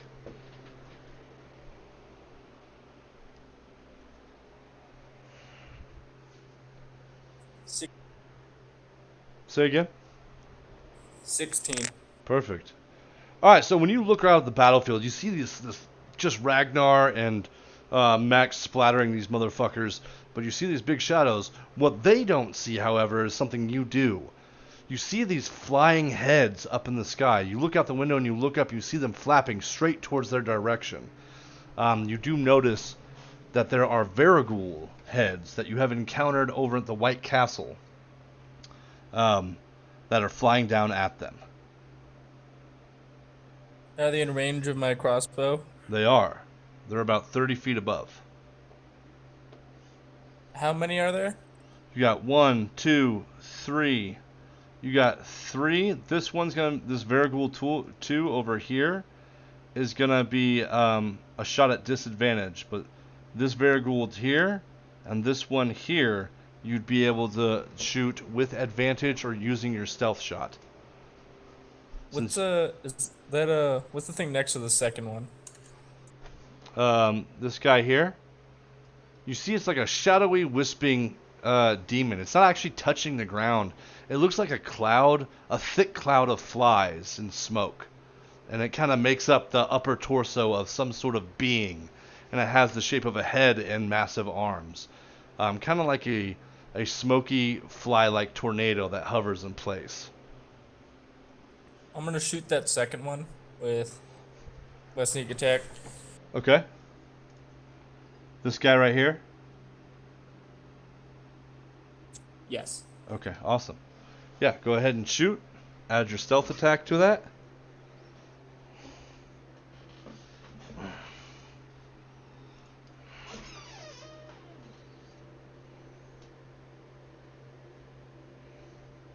I got a 14. 14 hits. You see it flapping and it's flying down. You see its mouth gnashing and its tongue flicks out every now and again. Roll Then for can I damage. Whales of Grave the one next to it? Absolutely.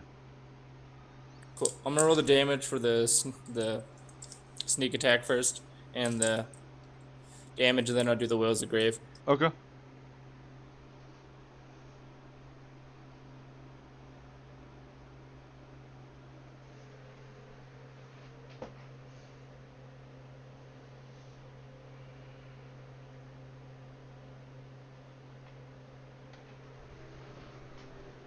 You guys cool with going about 15 minutes over?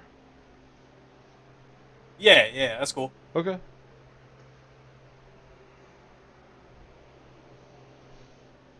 Go ahead, Jordan. Cool with me as well.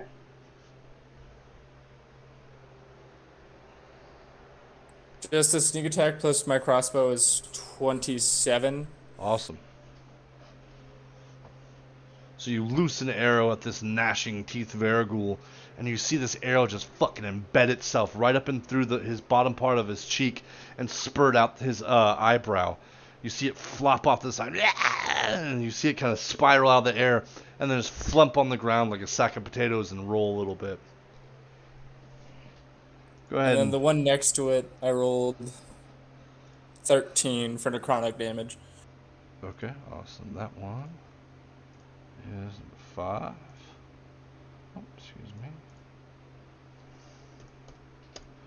Alright, awesome.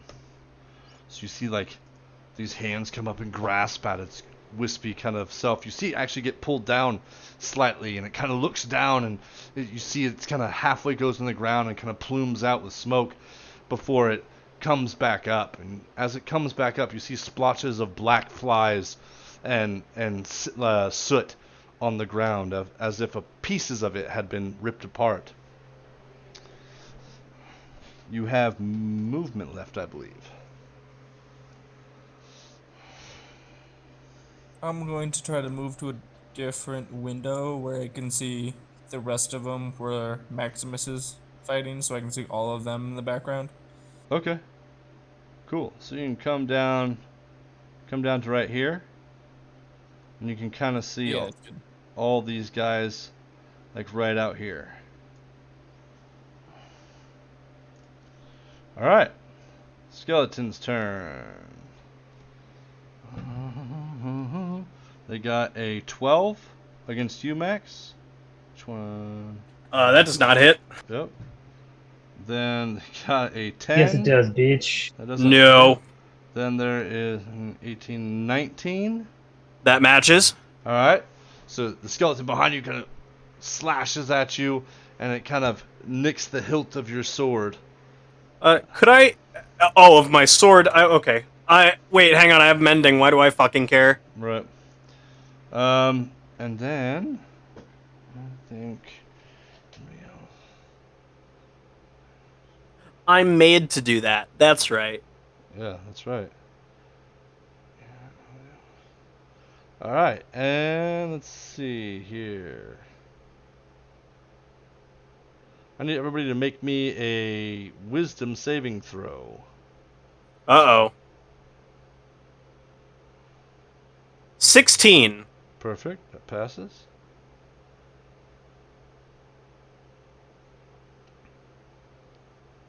It was instant death.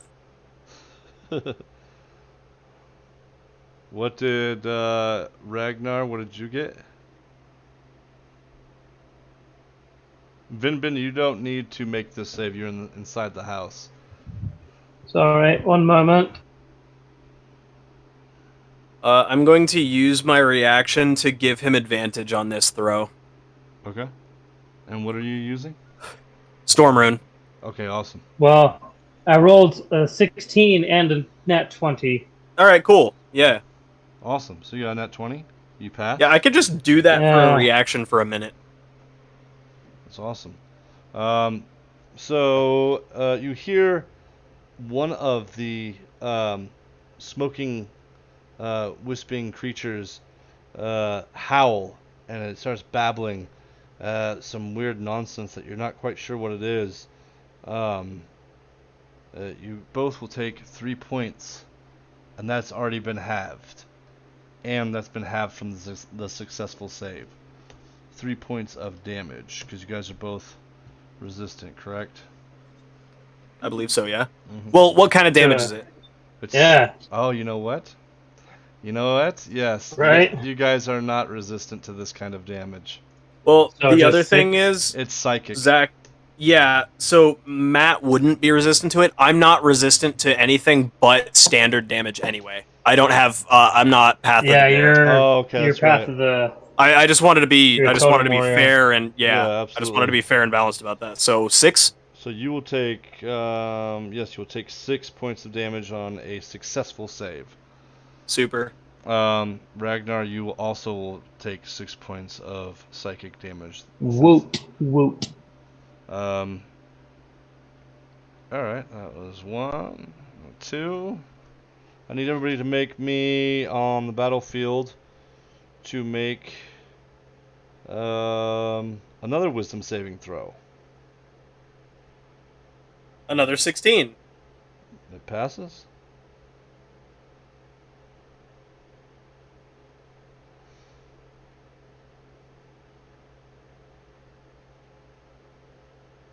Uh, 15.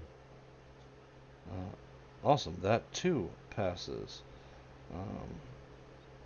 Thank you. And you guys take no damage at all. Fuck, alright. I'm cool with that. Yeah, nothing wrong with that. They have a couple of different attacks. Ah, shucks. Different attacks. How dare you? Oh no! Alright, back at the top. Movement, Maximus. We'll give it about another 10 minutes and then we'll pause here and we'll pick up, not next week, I think but I'm gonna stay where I'm at. Actually, Okay. I'm gonna hold my movement until I can get some of these skeletons off me. Okay, cool. Ragnar, movement phase. I'm also going to hold my movement because I plan on maybe actually take 5 feet back. That works. Awesome. Vinbin, are you comfortable where you're at? I am comfortable for where I'm at. Okay, cool.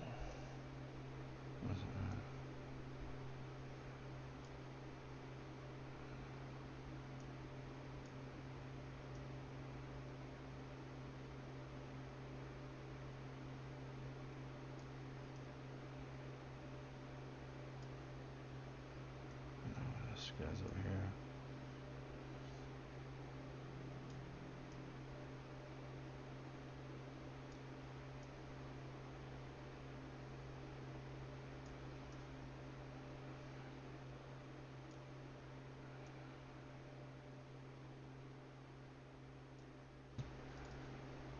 No. I just heard somebody outside scream, "God fucking damn it!" Sounds like me. Sure, I'm not out there. Are you out there? Are you outside of my home, Zach? I'm just in a van on a computer. Like, what the fuck? You just go outside, start yelling, and you can hear it in the background on my microphone. I mean, Hey, he get the does have a fuck out of my van. driveway! Yeah. Alright. Hey, I thought we talked about this. I thought we talked about this. Don't do it again. Bastard. Maximus, action phase. Angry. All right. Hey. Oh, my music stopped. Hold on. Ah! All right, now properly angry. There we go. Okay. I'm going to attack the skeleton to my immediate left. Perfect. Yep. This guy here. Perfect. Go Yeah, for that it. guy right there. That's a 26 to hit. That hits. That is 14 points of damage. Perfect. As you swing Oh, down. plus two, 16. 16. As you swing, Yeah. swing downward, you just fucking baseball bat these fucking bones out, and they go spraying like a shotgun blast. It is, All right, it is dead. I'm going to turn. I'm going to leave the greatsword like touching the ground where it was, and then I'm going to turn around and then just do this huge overhand chop, and I'm going to hit the skeleton to my immediate right. Perfect. So you like fucking go ahead and roll to hit. So you fucking slice through this guy. Boom! It hits the ground. You slice through the ground a little. 22. It's like a spike. It hits. You fucking stop for a second, then you bring it over your head, and you turn around, and you fucking put all your might into it, and it. Go ahead and roll for damage. It's a 15. And you're going against the skeleton right here, right? Number 4? Yeah. Awesome. Yeah. Yep, 15. Boom, you smash it down on the ground. As you do it, like, shatters into fucking pieces. You actually see bone dust from how hard this hit. It is dead. All right, and then I'm going to action surge, Go for it, yep. and then I'm going to do like a whirlwind slash at the skeleton to the top left. Awesome, yep, this guy right here. Awesome, so you fucking beat your chest, and then you go to fucking attack again, roll to hit. That's going to be a 15. 15 hits. Roll for All damage. right. Another 16. Yep. You fucking action surge, boom, you slice through this thing, and it just fucking cuts its head off, and it just fucking sits there and it panics for a second, and then you see it just go completely limp. All right, and then I'm gonna take my next attack to swing at the cloud thingy in front of me. The smoky cloud of flies. Okay, yeah. Yeah, I'm gonna use my smoky cloud of flies, and all right, let's see if I hit first. Yep, roll to hit. 22. 22 hits, roll for damage. All right, and then it's gonna be 12, and then I'm gonna add the giant's might damage to it. Yep. That's another 5, and then I'm going to invoke the fire rune against it. Do it. It's going to do another 2d6 fire damage. Sweet. That is 7 points of damage. And then it's got to make a dexterity saving throw. All right. Or I'm sorry, a strength saving throw. The DC is 15. Okay, it got 11 minus 2, so it got 9. All right, cool. It is now restrained for the next minute. Nice. And at the start of its turn, it takes another 2d6 fire damage. And at the end of its turn, it can try to repeat the saving throw. Awesome. So total damage for that round was? Oh fuck. It was. Shit. Where's my log? Hang on. This should tell me somewhere. I got the fire damage. It was 12 plus 7, 19, and then the fire damage was, what did I say, 7? Yeah, it was 7. Yep. Okay, so it would be 26 damage. Perfect.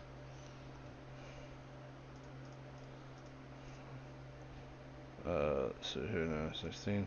So yeah, after you do that, you fucking woof, you head into it, you see a splatter of flies and smoke wisp out of it. You see it catch a flame, and it reels, and it screams this hideous scream, and you see these flames just whirl around it, and like this cyclone like image. It is dead. Hell yeah! Holy shit, that's one way to clear the field. You have movement to expend. I'm going to run up 1 and to the right 2. Perfect. Yeah. Awesome. Ragnar. All right. I didn't even use my bonus action. Jesus. I'm going to swing on the smoky, ashy fellow in front of me. Yep.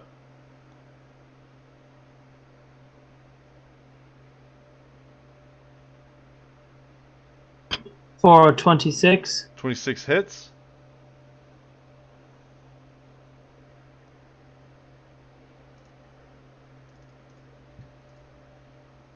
All right, heck yeah. So that's 10 points of radiant damage plus 18 points of bludgeoning damage. Perfect. So you're radiant. You see this smoky cloud of come at you. You see this face kind of emerge with these arms and these claws that kind of hover over you. And as it gets close to you, you fucking uppercut it. This radiant light beams from your fucking from your hammer. And as you do, you cut right up and through it, and this beam of light bursts out like there's tiny little star particles inside this cloud, and it just fucking evaporates with a howl. It is May dead. I expend a superiority die, a second superiority die, to do another sweeping attack? Absolutely. After you've uppercut, you come back around, and in a loop, you come to backhand the skeleton to your right. Roll the hit. I rolled. Excuse me. It should already. Yeah, hit. it's just an automatic. I apologize. But I got a 5 on my. Adding strength. 10 total. 10 total. All right, awesome. As you wisp back, you smack the jaw off and the arm off of this skeleton that's next to you. It cracks and crinkles, and it looks off to the side, but it is still alive.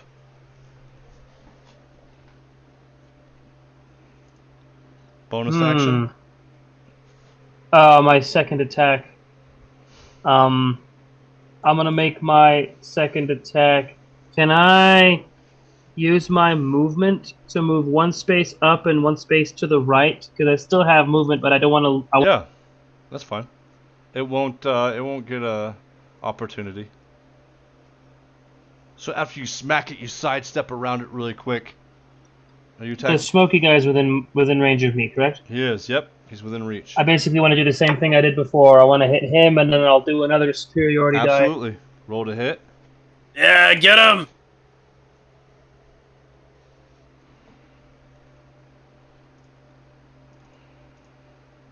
15 plus 13 is 28. That hits. Roll for damage. As you sidestep him, you're ready. this shadowy figure looks at you, and it goes to like lean forward, and you swipe at it. That's 20 points of bludgeoning damage. Perfect.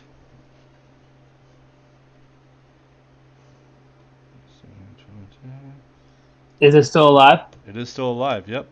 I will take my action surge as well. Perfect. Yeah! So you splatter That's it. You see right. these flies and smoke come splattering out, and they drop to the ground, and you Oh. roar and you slap your chest, and you're ready for another hit. Did you want to spend your superiority dice with that last Yeah. hit? Okay, go ahead and roll. Yes, Add your please. strength. Sorry. 8. 8 total with your strength. Yeah. All right, awesome. So as you burst through this cloud of flies, you can hear them all splatter, and they're like fat, like they're like horse flies times 2. And then you Bloat flies. Yeah, bloat flies, and then you go right through the cloud and you smash this splatter of black flies, and ichor splatters on the side of the skeleton's head as you bring its hammer down and just smash it into like a vase exploded. It is dead. Your action surge, you pump your chest, and you look at the wisping cloud.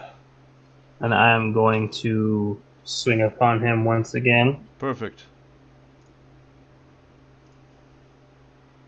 for 26. 26 hits.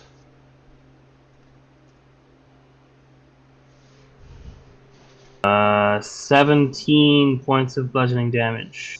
Perfect. Let's see here. Ooh. Yep, awesome. All right, yeah. So in this flurry, boom, you hit the first one. You go off, you sidestep after you hit the skeleton. You cut through it again, and it hits and bursts the skeleton's head. Then you bring an uppercut, and it smashes through the head of this fly smoky entity, and it disperses. It is dead. So with that upswing, do I feasibly look up into the air and may I see that one head? Like, can I roll perception? Yeah, you can roll a perception with disadvantage, because when people do uppercuts, they don't look up. So when you're swinging upward, you swung through it, and boom, and you hit it, and you watch it disperse. But yeah, give me a perception. Well, at what if disadvantage. because I do have another attack to roll. Mm-hmm. So what if, like, while I'm deciding what to attack next, I look around? I feel like we're really getting on the verge of metagaming here. I got you. Let's roll a perception check. Well, fucking 7. A 7? Yeah, so you don't see the Varighoul above you.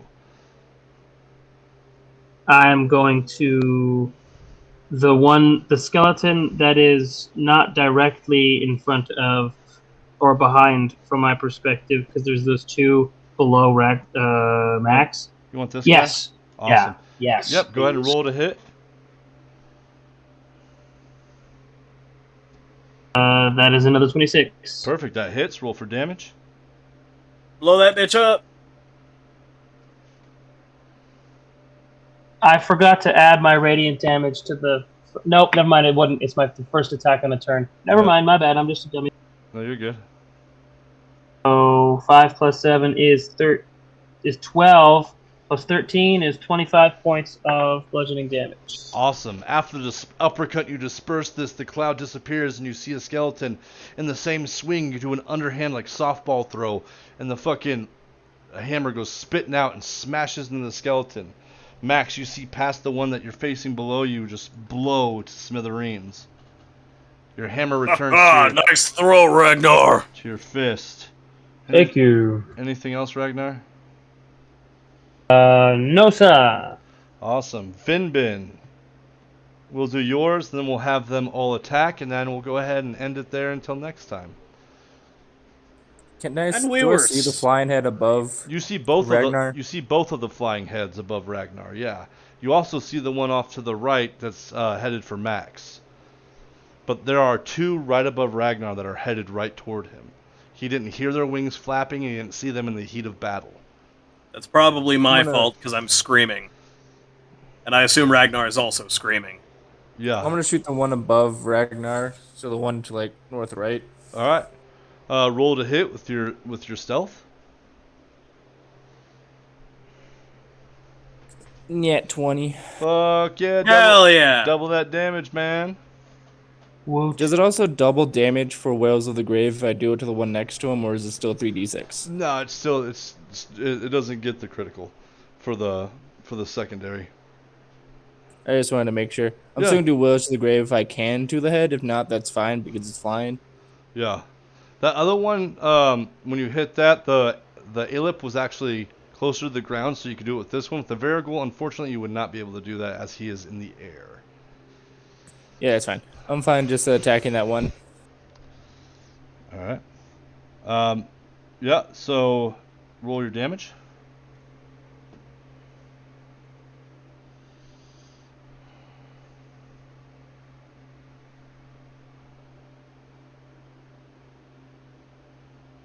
$31. Perfect.